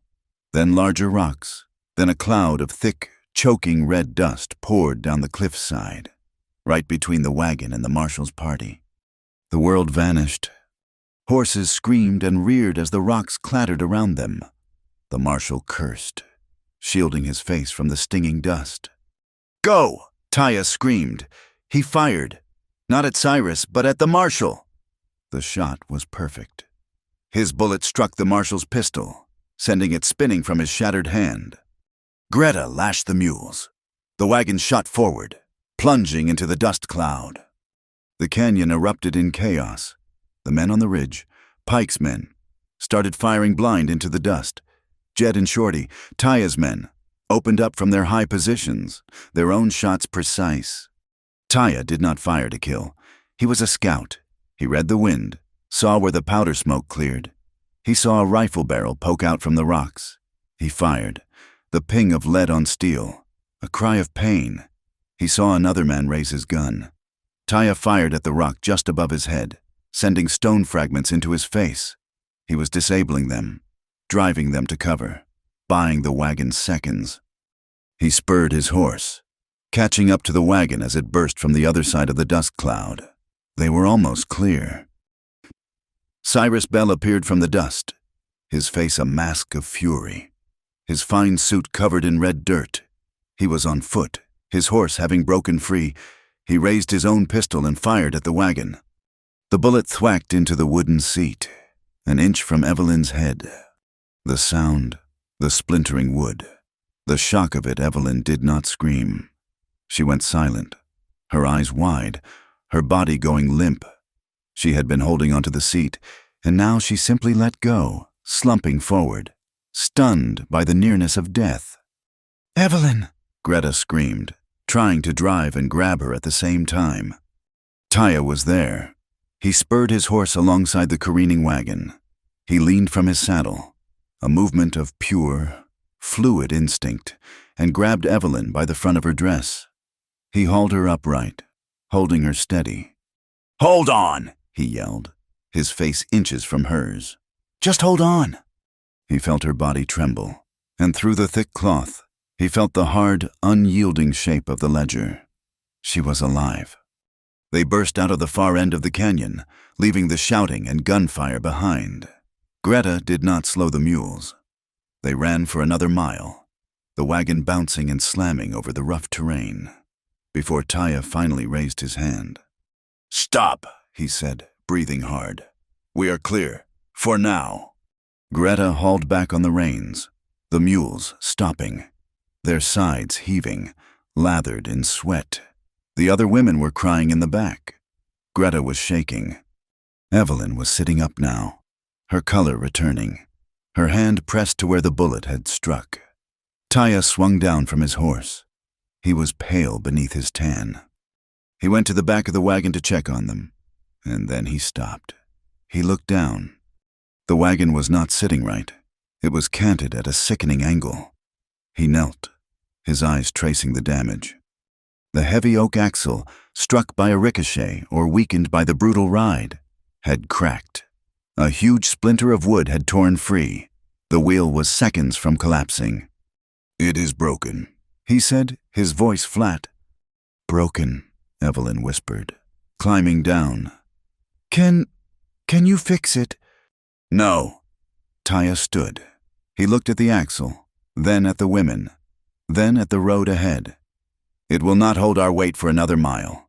The wagon is finished. They were stranded. Tascosa was still 80 miles away. Their attackers were just a mile behind them. Taya looked at the sun, which was beginning to dip toward the west. He looked at Evelyn, her face streaked with dust, her body heavy with his child. His child. He realized his mind had said, not her child, and his jaw set. "We wait for dark," he said. He began unhitching the terrified mules.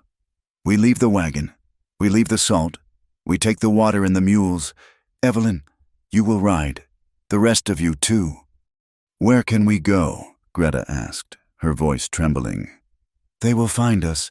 They will hunt us down by morning." "They will not find us," Taya said. He looked into the broken, trackless country to the north. "They will look on the road. We will not be on the road." He met Evelyn's eyes. "I know trails, Comanche trails, trails that are not on their maps. We will travel tonight." Back in the canyon, Cyrus Bell wiped the blood from a cut on his cheek. His fine suit was torn. The marshal was on the ground, groaning, clutching his ruined hand. "She is gone," one of his men said, riding back. "The wagon is stopped up ahead. Axle is broke." "Then she is on foot," Cyrus said, his voice deadly calm. "Or on horseback. The Indian. He is with her." Cyrus looked at the dust on the horizon. He knew Taya. He knew his reputation. He will not take her to Tascosa. Not now. Not with her in that condition. He will do one thing. He will take her home. He will take her back to his fort. He smiled, a thin, cold expression. He thinks he has won. He turned to his hired men. "Ride fast. Get to the ranch. I want a welcome waiting for them when they limp home. Pike wants this finished." He looked at the reddening sun. "Go to the ranch. Burn the cookhouse. Burn their sanctuary. We will cut the heart out of that place. We will see how they run when they have no home left." Cyrus Bell's men rode into the Red Hawk Ranch like a judgment. There were 5 of them, and they were not cowhands. They were the hard men Cyrus had hired in Mobiti, men who worked for wages paid in gold, not in loyalty. They had followed the smoke from a distance, but they were not prepared for the ranch's sole defender. Finn, the youngest of Taya's hands, the one left behind to guard the place, had seen them coming. He was 18 and brave, but he was not a fool. He knew he was 1 man against 5. He did not try to make a stand. He ran. He ran, not for his horse, but for the cookhouse. The men shouted, thinking he was running to hide, but Finn ran past the door, to the heavy iron triangle Evelyn had used to call them to meals. It was the ranch's alarm bell. He reached it just as the first rider bore down on him. He grabbed the iron striker and began to beat the triangle, a frantic, desperate clangor that cut through the air. Clang, clang, clang! A warning, a cry for help. "Stop him!" one of the men yelled. The butt of a rifle caught Finn in the back of the head. He fell, silent, at the base of the post, the striker dropping from his hand. The leader of the group, a man with a scarred face, dismounted. He looked at the unconscious boy, then at the cookhouse. "Mr. Bell was clear," he said, his voice flat. "Burn the heart out of it." They were methodical. They smashed the cookhouse door. They brought cans of lamp oil from the shed. They doused the neat shelves Evelyn had organized, the clean table, the narrow cot where she slept. The man with the scarred face struck a match and tossed it onto the oil-soaked floor. The room erupted. The fire caught with a whoosh that belched black smoke from the windows. The news sign, "Cook and Midwife," curled, blackened, and was consumed. It was in that exact moment that the sky broke. The wind had been rising for an hour, a low, ominous moan from the north. Now, it struck, a wall of blackness, a true Llano Estacado norther, slammed into the ranch. It was not a storm, it was a physical blow. The world was erased in an instant, replaced by a screaming, vertical river of sand and topsoil. The fire in the cookhouse, whipped by the sudden 100-mile-an-hour wind, roared like a furnace, a blast of horizontal flame. Pike's men, who had been laughing a second before, were now blinded, their horses rearing and screaming in terror. They could not see the man next to them.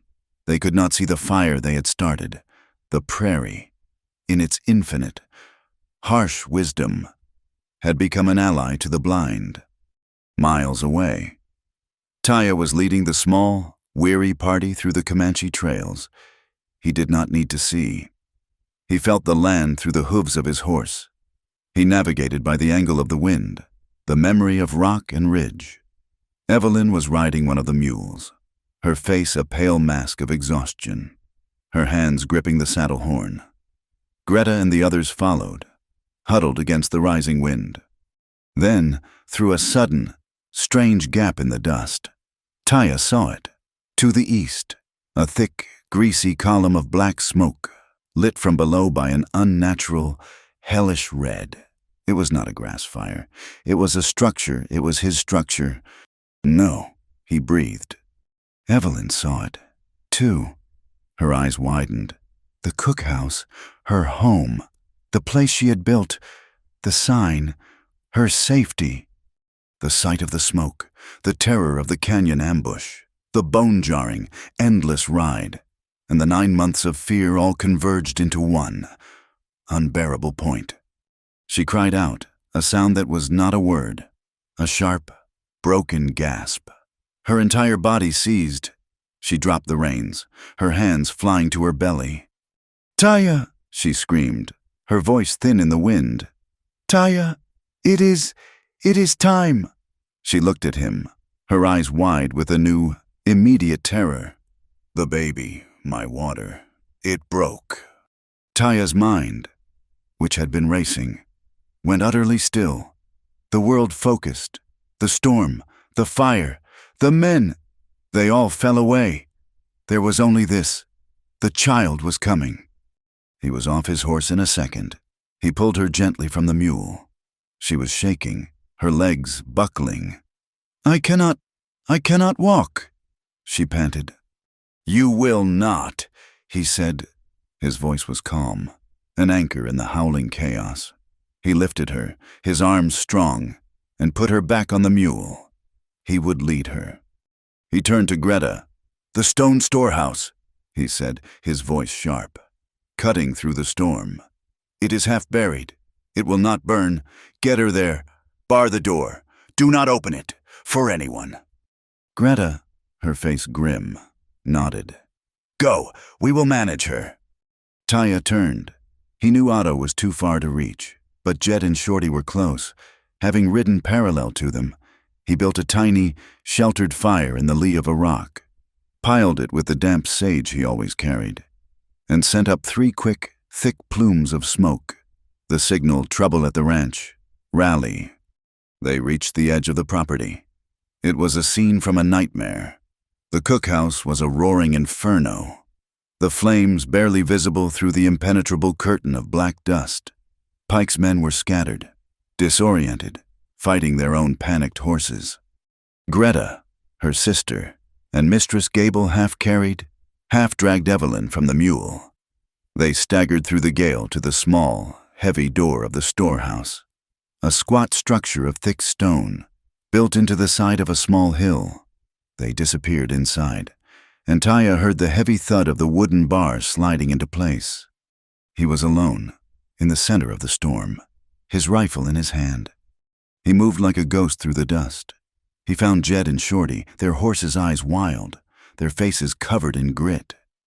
"They are all over," Jed yelled over the wind. "We cannot see them.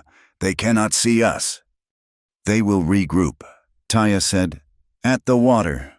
He was right. Through the swirling gloom, he saw a cluster of riders moving slowly, shapes in the chaos. They were heading for the sacred spring. He saw the glint of the marshal's badge. He saw the tall, straight-backed form of Harlan Pike, and beside him, the cold fury of Cyrus Bell. Taya's heart split. The spring, his Pia Cava, they were going to defile it, to seize it. His every instinct screamed at him to run, to get to the rocks above the water, to defend the land, the last piece of his ancestors. He raised his rifle. A low animal sound cut through the wind, a moan of pure, primal agony. It came from the stone storehouse. Evelyn. The choice was made. It was no choice at all. He had planted stakes to protect the water. He would plant his body to protect the child. "Here," Taya said to Jed and Shorty. "We make our stand here." He did not move toward the spring. He moved to the flat, open ground in front of the storehouse. He knelt, his 2 men flanking him. A defensive line of 3. He had chosen the people. He had chosen the fire within. Pike saw them, the 3 kneeling figures in the dust. He is there! Pike roared, his voice triumphant.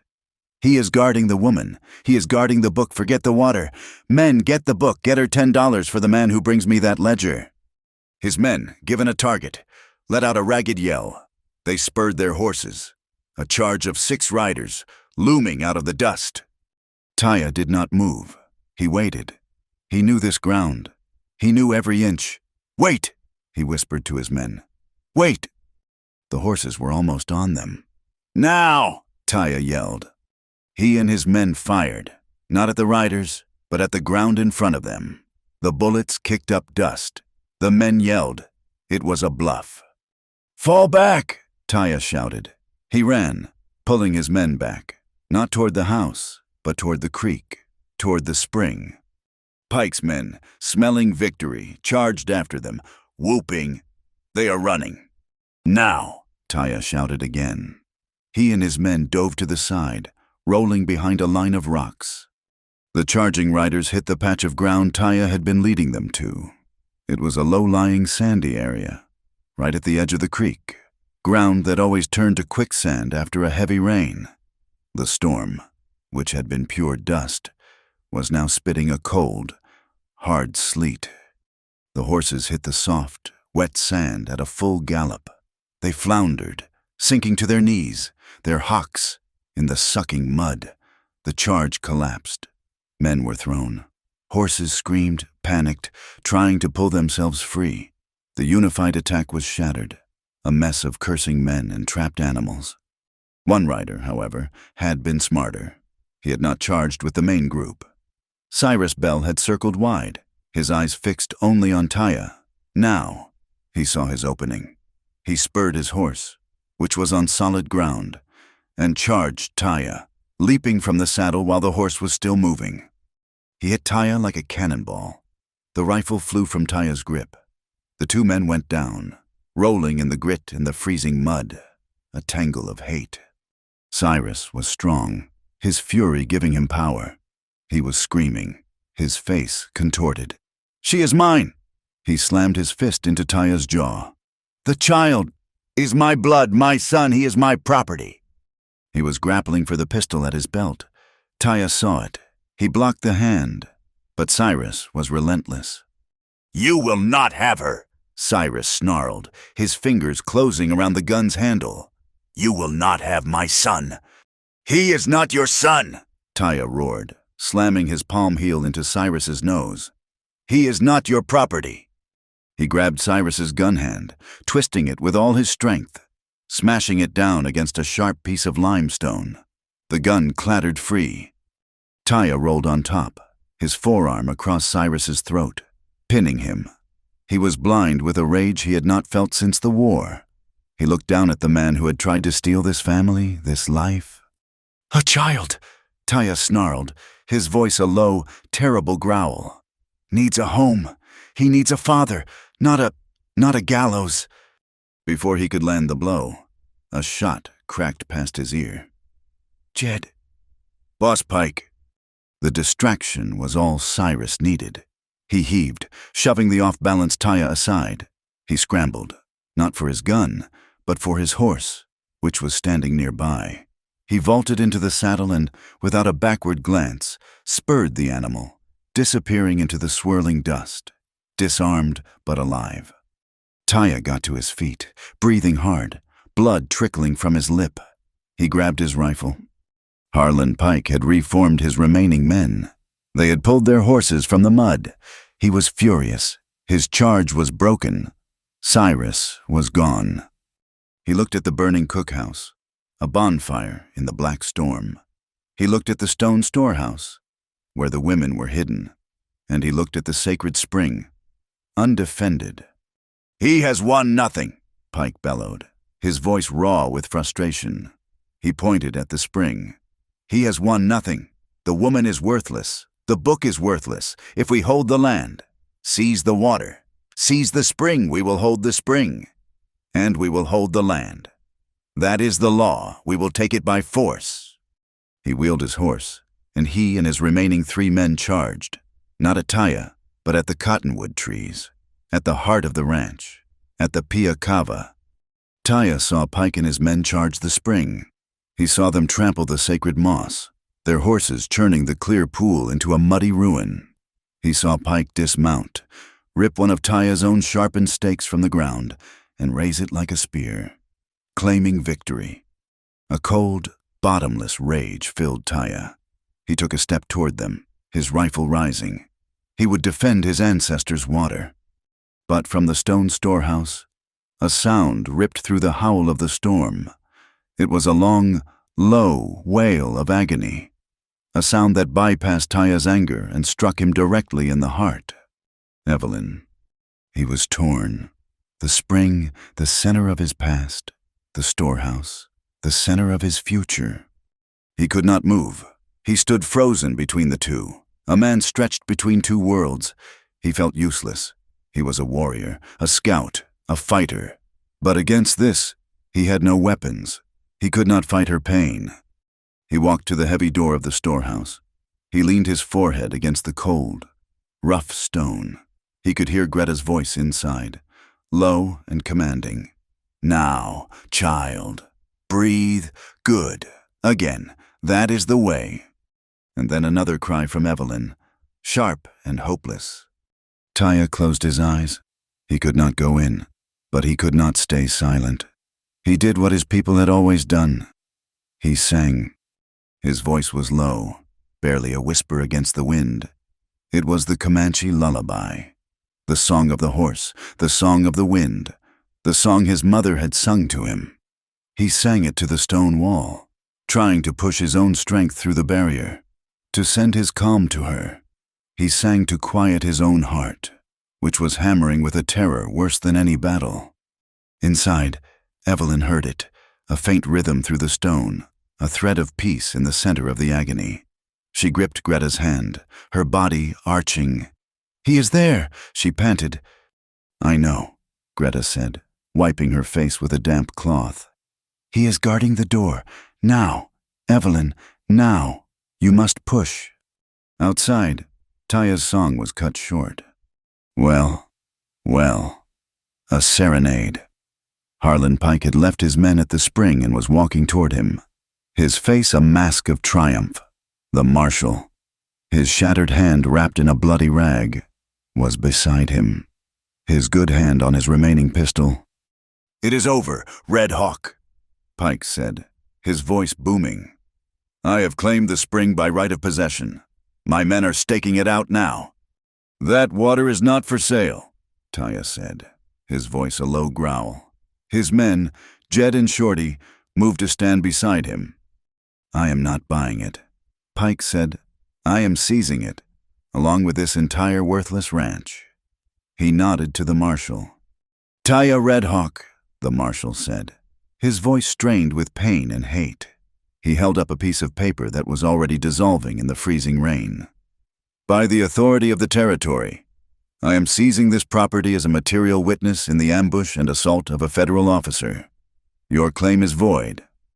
"That paper is a lie, and you are a bought man," Taya said. "Proof," Pike laughed. "You have no proof. You have nothing. Just the word of an Indian and a runaway whore." The heavy bar on the storehouse door slid back. The door scraped open. Evelyn stood there. She was leaning on the doorframe, her body trembling, her hair plastered to her face with sweat and rain. She looked like a ghost, an avenging angel risen from the earth. She was holding onto the door with one hand. In the other, she held the ledger. "You are wrong, Mr. Pike," she said, her voice a raw whisper that cut through the storm. "We have the proof." Pike's face went stiff. He stared at the book. The marshal's good hand twitched toward his gun. "That," the marshal sputtered, "is stolen property. I am confiscating it." "It is evidence," Taya said, moving to Evelyn's side, his body shielding hers. "It is nothing but nonsense," Pike roared. But there was panic in his eyes. "A child scribbling. It proves nothing." "It proves everything," Evelyn said. She pushed herself away from the wall, forcing her body to stand upright. Her voice gained a terrible, clear strength.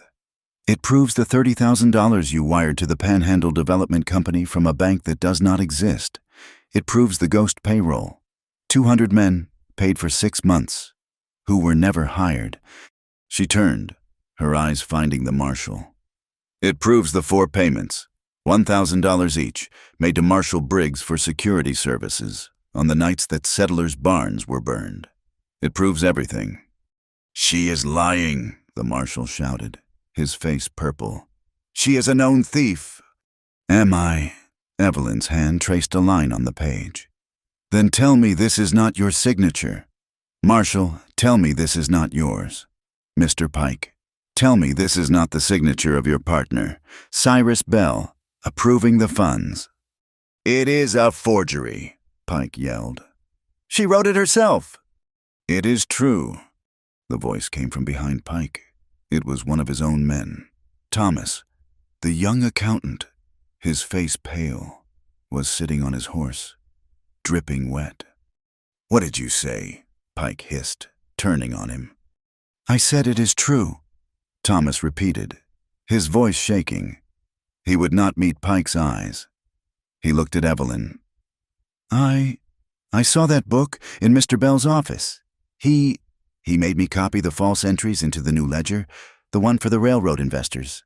But that is the real one." You traitorous little whelp!" Pike raised his fist. "Why, Thomas," the marshal demanded. "Why?" Thomas finally looked up. His gaze was fixed on Evelyn, filled with a mixture of shame and resolve. "My sister," he said, his voice cracking. "My little sister. She was sick. We were in Mobeetie. We had nothing." He looked at Evelyn. "She fed us. That lady. She gave my sister broth and bread. She did not ask for money. She did not ask our names. She just fed us." He looked back at Pike, his fear replaced by a sudden, hard anger. I will not let you harm her." As the confession hung in the freezing, wet air, the sky opened. The sleet and dust, which had been a blinding curtain, turned into a torrential, driving rain, a true, rare plains deluge. It hit the ground with the force of a river. The burning cookhouse, which had been a roaring furnace, hissed, sputtered, and fought back, but the rain was too much. Steam billowed in a vast, white cloud, and the fire began to die, its heart drowned. The ranch yard, already slick, became a sheet of moving water, a red, muddy river. Taya looked up the slope, toward the spring. The water, unbound, was surging, amplified by the rain, and it was pouring down the hill. It hit the area where Pike's men had been planting their new survey stakes. The fresh-turned earth, now liquid mud, offered no hold. The stakes, symbols of Pike's false claim, shivered, loosened, and then, one by one, they toppled over. The red current of the Llano washed them away. Taya looked at Pike. "The land has spoken," he said, his voice quiet. "It does not want you here." The marshal saw it all. The ledger, the witness, the rain, his career, his freedom. It was all gone. He was a ruined man. "No!" he screamed, his eyes rolling with madness. "No, I will not!" He ripped the pistol from his holster with his good hand. He aimed it, not at Taya, but at the true source of his ruin. He aimed it at Evelyn. "Silence!" he shrieked. A single rifle shot cracked, echoing the one from the canyon. It was not Taya. It was not Jed. The marshal's pistol flew from his grasp. He stared, dumbfounded, at his other hand, now also a bloody ruin. He collapsed to his knees, howling. On the low ridge overlooking the ranch, Otto Vogel sat on his horse, his rifle smoking. He was not alone. Behind him were 4 other ranchers, his neighbors, their faces grim, their rifles ready. They had seen Taya's smoke signal. They had seen the fire. They had come. They rode down the slope, a slow, deliberate wave, surrounding Pike and his remaining disarmed men. "It is over, Pike," Otto said, his voice rumbling like the thunder. Pike looked around, his face a mask of disbelief. He was trapped. He looked at his hired men, the scarred man, the others. "Shoot them," he ordered. "Shoot these farmers." The scarred man, who had been sitting on his horse, watching, slowly unbuckled his gun belt. He let it drop with a heavy splash into the mud. "I am paid to fight," the man said, his voice weary. "Not to murder, and not to stand against this." He nodded at the neighbors, at the young accountant, at the ruined marshal. "We are done." The other men did the same. Their loyalty, bought with Pike's gold, had dissolved in the mud and the rain. Pike stood alone, his fine suit soaked, his empire of paper reduced to a single, trapped man. In the sudden, stunned silence, broken only by the rain and the marshal's sobbing, a new sound emerged. It was thin, high-pitched, and furious. It was the sound of life, raw and demanding, a baby's cry. It came from the dark doorway of the storehouse, where Greta had disappeared. Taya froze. All the fight, the cold rage, the adrenaline of the last hour. It vanished, washed clean. He turned away from Pike, from Otto, from the men. He looked at the doorway, his heart seeming to stop. He had been defending his land. He had been defending his home. He had forgotten, in the noise of the battle, that he was also defending this sound. A sudden, sharp sting blurred his vision. He did not move. He did not make a sound, but a single tear cut a clean path through the blood and the mud on his cheek, dropping unheeded into the red earth. This was the sound he had buried with his wife. This was the sound he had vowed never to hear again. This was the sound of a new beginning. Evelyn, still slumped against the doorframe, let out a shuddering sob, but she was smiling. Her face was radiant with exhaustion and a profound, bone-deep triumph. "We did it, Taya," she whispered, her voice breaking. "We did it." Greta appeared in the doorway, her stern face softened, her eyes shining. In her arms, she held a small, squirming bundle, wrapped in a clean white flour sack. Taya walked toward her, his legs unsteady, as if he were the one who had just passed through a great trial. He looked at the child, its face red and beautifully ugly, its mouth open in that powerful first cry. He reached up, his hand trembling. He unfastened the leather thong around his own neck. He took the small, soft cluster of hawk feathers, the poo, his mother's wind charm, with a gentleness his hands had not known in years. He laid the charm on the tiny, wrapped bundle. "So the wind remembers the way home," he whispered. The rain eased, softening from a deluge to a steady, cleansing drizzle. The world, which had been a screaming chaos of black dust, was now washed in shades of gray. The fire in the cookhouse was a black, hissing skeleton. Otto Vogel and his neighbors had Pike and his 3 remaining men, including the scarred man, disarmed. They were holding them by the corral, their faces grim. The marshal sat on the ground, a broken, weeping thing, clutching his ruined hands. Taya stood at the door of the storehouse, a silent guardian. He watched as Greta, her face a mask of fierce, gentle concentration, tended to Evelyn and the new baby. He felt Jed and Shorty, his hands, come to stand near him, their rifles down. They were all just watching, waiting. The fight was over. But the victory was not yet secure. They did not have to wait long. 2 hours later, as the sky began to lighten, a new group of riders appeared. These were not hired guns. They were steady men, wearing the badges of the county patrol, and they were led by a tall, older man with a straight back and a white beard, who rode his horse like a soldier. Judge Elliot of Tascosa had arrived. Otto had done more than just rally the neighbors. He had sent his fastest rider. The moment he heard Pike was in Mobeetie, on the long ride to Tascosa, he had sent a message to the one man Pike could not buy. Judge Elliot dismounted, his boots sinking into the mud. He looked at the scene, his eyes missing nothing: the burned cookhouse, the disarmed men, the weeping marshal, Taya standing guard at the storehouse, and Otto's men, who looked more like a posse than a group of farmers. "Otto Vogel," the judge said, his voice a low, clear rumble. "Your message said there was trouble." "There was, Judge," Otto said. He pointed at Pike. "He brought it. We just finished it." "So I see." The judge walked forward. Pike, seeing him, straightened, his arrogance returning. "Judge Elliot," Pike said, his voice slick. "Thank God you are here. I have been set upon by these men. My property has been attacked. My partner, Mr. Cyrus Bell, has been driven off.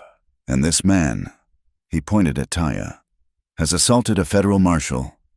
The marshal looked up, hope in his eyes. "He did. Judge, they assaulted me." Judge Elliot looked at the marshal's hands, then at Taya. "Is this true, Red Hawk?" he asked. "Did you assault this man?" "No," Taya said. "Otto shot him, after he tried to murder an unarmed woman." The judge's eyes narrowed. "A strong claim. Where is this woman?" Taya stepped aside, revealing Evelyn. She was sitting on a crate just inside the doorway. The baby, now quiet, wrapped in her arms. She was pale, exhausted, but her eyes were clear and hard. "She is here," Taya said. Pike laughed. "A runaway wife, a thief. Her word is meaningless." "Her word," Evelyn said, her voice quiet but carrying, "is not all I have." She nodded to Taya. He stepped back inside and emerged with a ledger. He held it out to the judge. "What is this?" Judge Elliot asked. "It is his," Evelyn said, nodding at Pike. "It is his real ledger, the one that proves the fraud, the one that proves he bought the marshal, the one that proves he hired men to burn out settlers, the one that proves he murdered Otto Vogel's cattle." Pike's face went white. "It is a lie," he blustered. "A forgery. She wrote it." "Then I suppose my testimony is also a forgery," said Thomas. The young accountant, stepping forward, he had stayed, his horse standing near Otto's men. "Thomas," the judge said, recognizing him, "what are you doing here?" "I kept his books, sir," Thomas said, his voice shaking. "Mr. Pike's and Mr. Bell's, that ledger is the true one. I will testify to it. I copied the false numbers myself. It is all in there." Judge Elliot looked from the book to Pike. He opened it. He scanned a single page. He closed it. "Harlan Pike," the judge said, his voice flat. "I am arresting you for conspiracy, fraud, and attempted murder. Marshal Briggs, I am arresting you for corruption of your office, conspiracy, and attempted murder." You cannot!" the marshal shrieked, scrambling to his feet. "I can, and I have," the judge said. He nodded to his patrolman. "Bind them." Pike stood straight, his face a mask of cold fury. As his hands were tied, the marshal collapsed, sobbing, as they pulled him to his feet. "This is not over, Elliot," Pike snarled. "I have friends the railroad." "The railroad?" the judge said. "Does not like partners who get caught. Your friends are gone.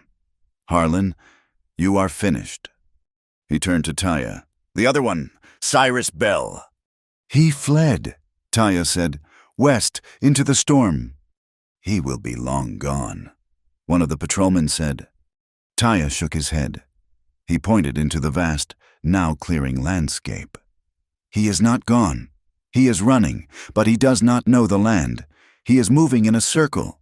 He is cold, and his horse is tired. You will find him before noon, about 5 miles from here, hunkered in a dry wash, thinking he is hidden. The judge looked at Taya, at the absolute certainty in his eyes, and nodded. Find him, he ordered 2 of his men. They rode out immediately, following Taya's simple direction. They found Cyrus Bell exactly where Taya had said he would be, his fine suit in tatters, his body shivering, his horse lame. He was brought back to the ranch, bound. When he saw Evelyn, his cold hatred returned. You will hang for this, he hissed at her. You are still my wife. Judge Elliot stepped between them. Are you Mistress Bell? My name is Evelyn Hart, she said, her voice clear. Mr. Bell, the judge said. You are under arrest for conspiracy to defraud, but also for the kidnapping of your wife, for repeated domestic violence, and for attempted murder in Dry Fork Canyon. We had witnesses, Greta Vogel said, stepping forward. Me, my sister, Mistress Gable, we saw him fire on her. The judge nodded. He looked at Evelyn. In this territory, Mistress Hart, the law is simple. A wife is not property. Given the testimony of these women, and your own, I am granting you a full and immediate divorce on the grounds of cruelty and abandonment. He produced a set of papers. Evelyn, her hand shaking but sure, took the pen and signed her name, Evelyn Hart. She was free. The next morning, the sky was a deep, cloudless blue. The air was cold and clean. The ranch was quiet. Pike, Bell, and the marshal were gone, on their way to Tascosa in irons. Taya, Evelyn, and the baby stood where the cookhouse had been. It was a ruin, a black, wet foundation, a scattering of charred timbers, the stove a chunk of rusted iron. It was a scar on the land. Evelyn looked at it, her heart aching. The home she had built, the one safe place, was gone. I will rebuild it, Taya said, standing beside her. I will make it stronger, stone, this time. It will take you a long time, she said, her voice small. Then it will take a long time. He heard the sound of wagons. He turned, his hand moving to a pistol he no longer wore. It was Otto Vogel, and behind him, another wagon, and another, a small train of them, coming from Mobeetie, from the mining camps, from the surrounding farms. They were loaded with timber, with tools, with sacks of flour and barrels of nails. Otto pulled his wagon to a halt. He got down, followed by Greta, the other neighbors, the miners, even Thomas the accountant, gathered around. You cannot build a house alone, Taya, Otto said, clapping him on the shoulder. It is not the way. Greta went to Evelyn, her face soft. A baby needs a roof, she said simply. We will build one. And they began. It was not a somber task. It was loud. It was full of shouting and hammering and laughter. The men, led by Otto and Taya, laid a new, wider foundation. The women, led by Greta, unpacked food, set up a massive fire pit, and began to cook, turning the rebuilding into a celebration. The suspicion that had separated the town from the Comanche rancher had been washed away by the rain, burned away by the fire. They were not settlers and an Indian. They were neighbors. They were a community. Taya worked, his hands raw, his body aching, but his heart was light. He was not alone. While they worked, Judge Elliot, who had stayed to oversee the transition, walked with Taya up to the spring. The rain had washed the mud away, and the pool was already clear, the water bubbling cold and pure. Pike's claim is void, the judge said. Based on the fraud in that ledger, the land is yours. Taya, The original filing is sound. Taya looked at the water. The paper. It is not what matters. This is Piakava. I know, the judge said. I will make a note in the county record, a provision, that this spring is protected, not just as your property, but as a site of Comanche heritage. It will be protected by the law, for as long as this county stands. Taya nodded. He went to one of the cottonwoods and, with his knife, he carefully carved into the bark. He carved the Comanche word. Beneath it, he carved the English, good water. By the end of the second day, the cookhouse was standing. It was larger than the old one, built of thick sod and stone, with a proper plank floor and a roof that would not leak. Evelyn, with Greta's help, was organizing the new shelves. Taya entered, the smell of fresh-cut wood filling the air. He was holding a piece of paper. "This is for you," he said. She wiped her hands and took it. It was a deed of partnership, filed by Judge Elliott. It gave her half ownership of the cookhouse and the business. Taya, It is yours, he said. You built it. She smiled. Then, as your partner, I have a proposal. She took a deep breath. This is not just a kitchen. It is a school. He looked at her, confused. I have my skill, she said, her hand resting on a new, clean ledger. And I have a voice. I will teach the women from the camps, the ones who cannot read. I will teach them their letters. I will teach them sums and bookkeeping. I will teach them how to read a contract. Her eyes flashed with the memory of her own prison. So no man, not a husband, not a pike, can ever cheat them with a ledger again. Taya looked at her, at the strength that had faced down Cyrus Bell, that had endured childbirth in a storm, and that was now planning a new future. He nodded. Good, he said. It is a good plan. That night, the neighbors were gone. The ranch was quiet. The new cookhouse filled with the scent of a simmering pot of beans. The baby was asleep in a new cradle. One Otto had carved from a piece of cottonwood. Evelyn was sitting by the fire, mending. Taya sat across from her, cleaning his rifle. The familiar, peaceful silence returned. After a long time, Taya got up. He went to the cradle. He stood, looking down at the sleeping child. He needs a name, Evelyn said softly. He has one, Taya said. He looked at her. He is Samuel, after my father. Evelyn's eyes filled with tears. She nodded. Samuel Redhawk, it is a strong name. Taya reached down and, his large, rough hand surprisingly gentle, he picked up the sleeping bundle. He held the baby, feeling his small, warm weight. He walked to the new window, looking out at the night sky. The clouds were gone. The stars were scattered like diamond dust, bright and cold. My mother's charm, he said, his voice low. The one I gave you. She said it was so the wind would remember the way home. He looked down at the child, then at Evelyn. The wind, it knew. Evelyn came to stand beside him. She leaned her head, just for a moment, against his shoulder. And the house, too, she whispered. Greta and Otto stood as godparents at the naming ceremony, a simple ritual held by the spring. The town of Mobiti had changed.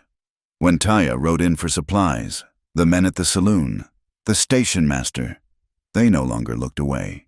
They nodded. They called him by his name. They had seen him fight, not for land, but for a woman, for a child.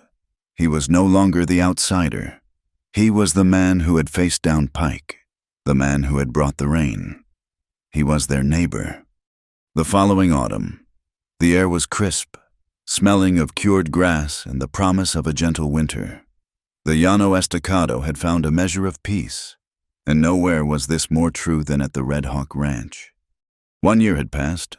The stone cookhouse, built by the hands of the community, was now the undisputed heart of the territory. Its reputation had spread farther than Pike's lies ever had. Miners, freighters, and ranchers planned their routes to stop for one of Evelyn's meals, but it was more than an eatery. Inside, twice a week, the tables were cleared of plates and filled with paper and pencils.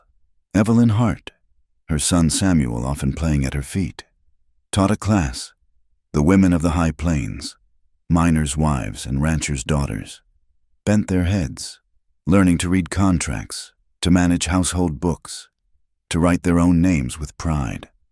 Taya's horses were famous. His herd, a cross of tough Comanche ponies and strong cavalry stock, was sought after for its intelligence and endurance. He had buyers from as far away as Colorado. The railroad had been forced to reckon with Judge Eliot.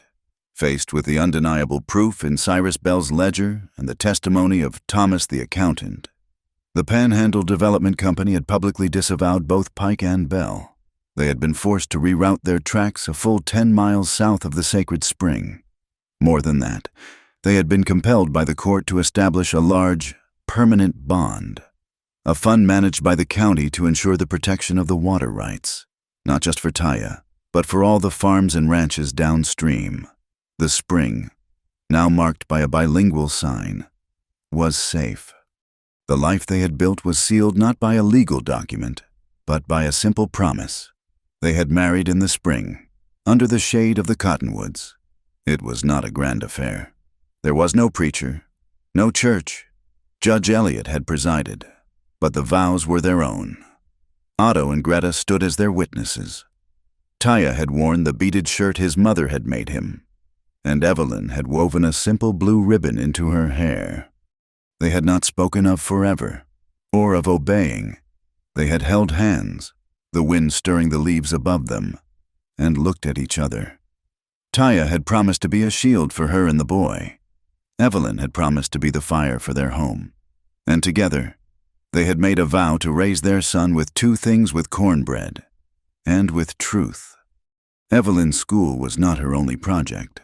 Nailed to the wall of the cookhouse, beneath the cook and midwife sign, was a small, neatly painted box with a lock. Above it, a new ledger hung from a hook, open for all to see. The sign read, "The Warm Meal Clean Path Fund." The rules were simple. Every 5th meal she sold, every 10th loaf of bread, the profit went into the box. The ledger, which she balanced every single day, showed the accounts. It was an open book. The money was for any woman in the territory who needed to leave, who needed to escape a violent husband, a cruel father, or a bad situation. It was stagecoach fare. It was money for a room, for a new start. It was the fund Evelyn had never had.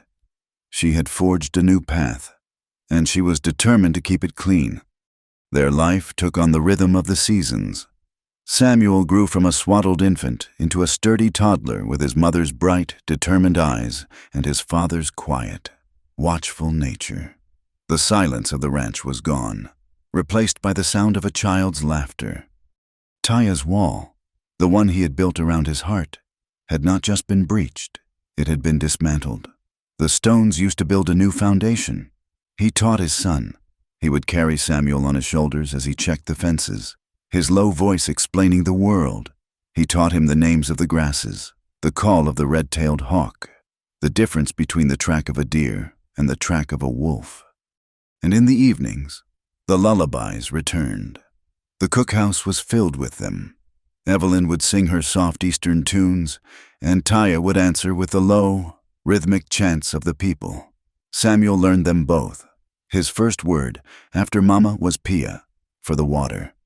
One afternoon, as the sun was lowering, Evelyn was standing outside the cookhouse, her son on her hip. She was looking at the place where the old kitchen had been.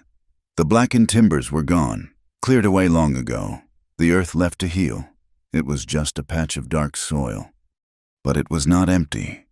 Pushing up from the center of the ash, from the place where her first terrified night had been spent, was a new tree, a single, thin sapling, no taller than her hand, its leaves a bright, defiant green, a cottonwood, a new life, born from the cinders. Taya came to stand beside her. He looked at the sapling, then at her. He said nothing, but he put his arm around her, pulling her and their son close. That evening, the work was done. The air was cool and still. Taya sat on the porch of the new house, the house he had built for his family, which was connected to the cookhouse by a covered walkway. He watched the sky turn from blue to a deep, dark purple. A faint breeze, the breath of the high plains, moved through the ranch. It stirred the small cluster of hawk feathers that hung from the porch roof. The pewai, his mother's wind charm, turned, dancing in the quiet air. From inside the house, where Evelyn was getting their son ready for bed, he heard it, a sudden, bright peal of laughter. Samuel. He smiled. He stood up, his body tired from a long day of breaking horses, but his heart full. He looked at the light spilling from the window, a warm, golden square against the growing darkness.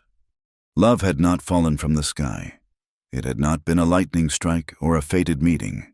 It had been a choice, made in a storm, by a desperate woman and a broken man. Love, he knew, was not a given. It was built. It was cooked in a pot, one meal at a time.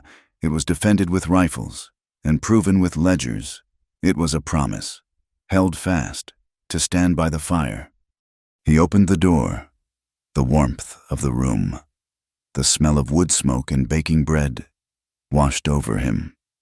Evelyn looked up from the cradle, her face soft in the firelight. Taya stepped inside, and he closed the door, shutting out the cold, and keeping the warmth, and the light, and the family, safe inside. Thank you so much for listening to this story. I am so curious to know where in the world you are listening from. Please let me know in the comments, and share your thoughts on Taya and Evelyn's journey. If you enjoyed this tale, please subscribe to my channel, Wild West Tales, and give this video a like. And if you really want to help, please press that hype button so this story can be heard by even more people.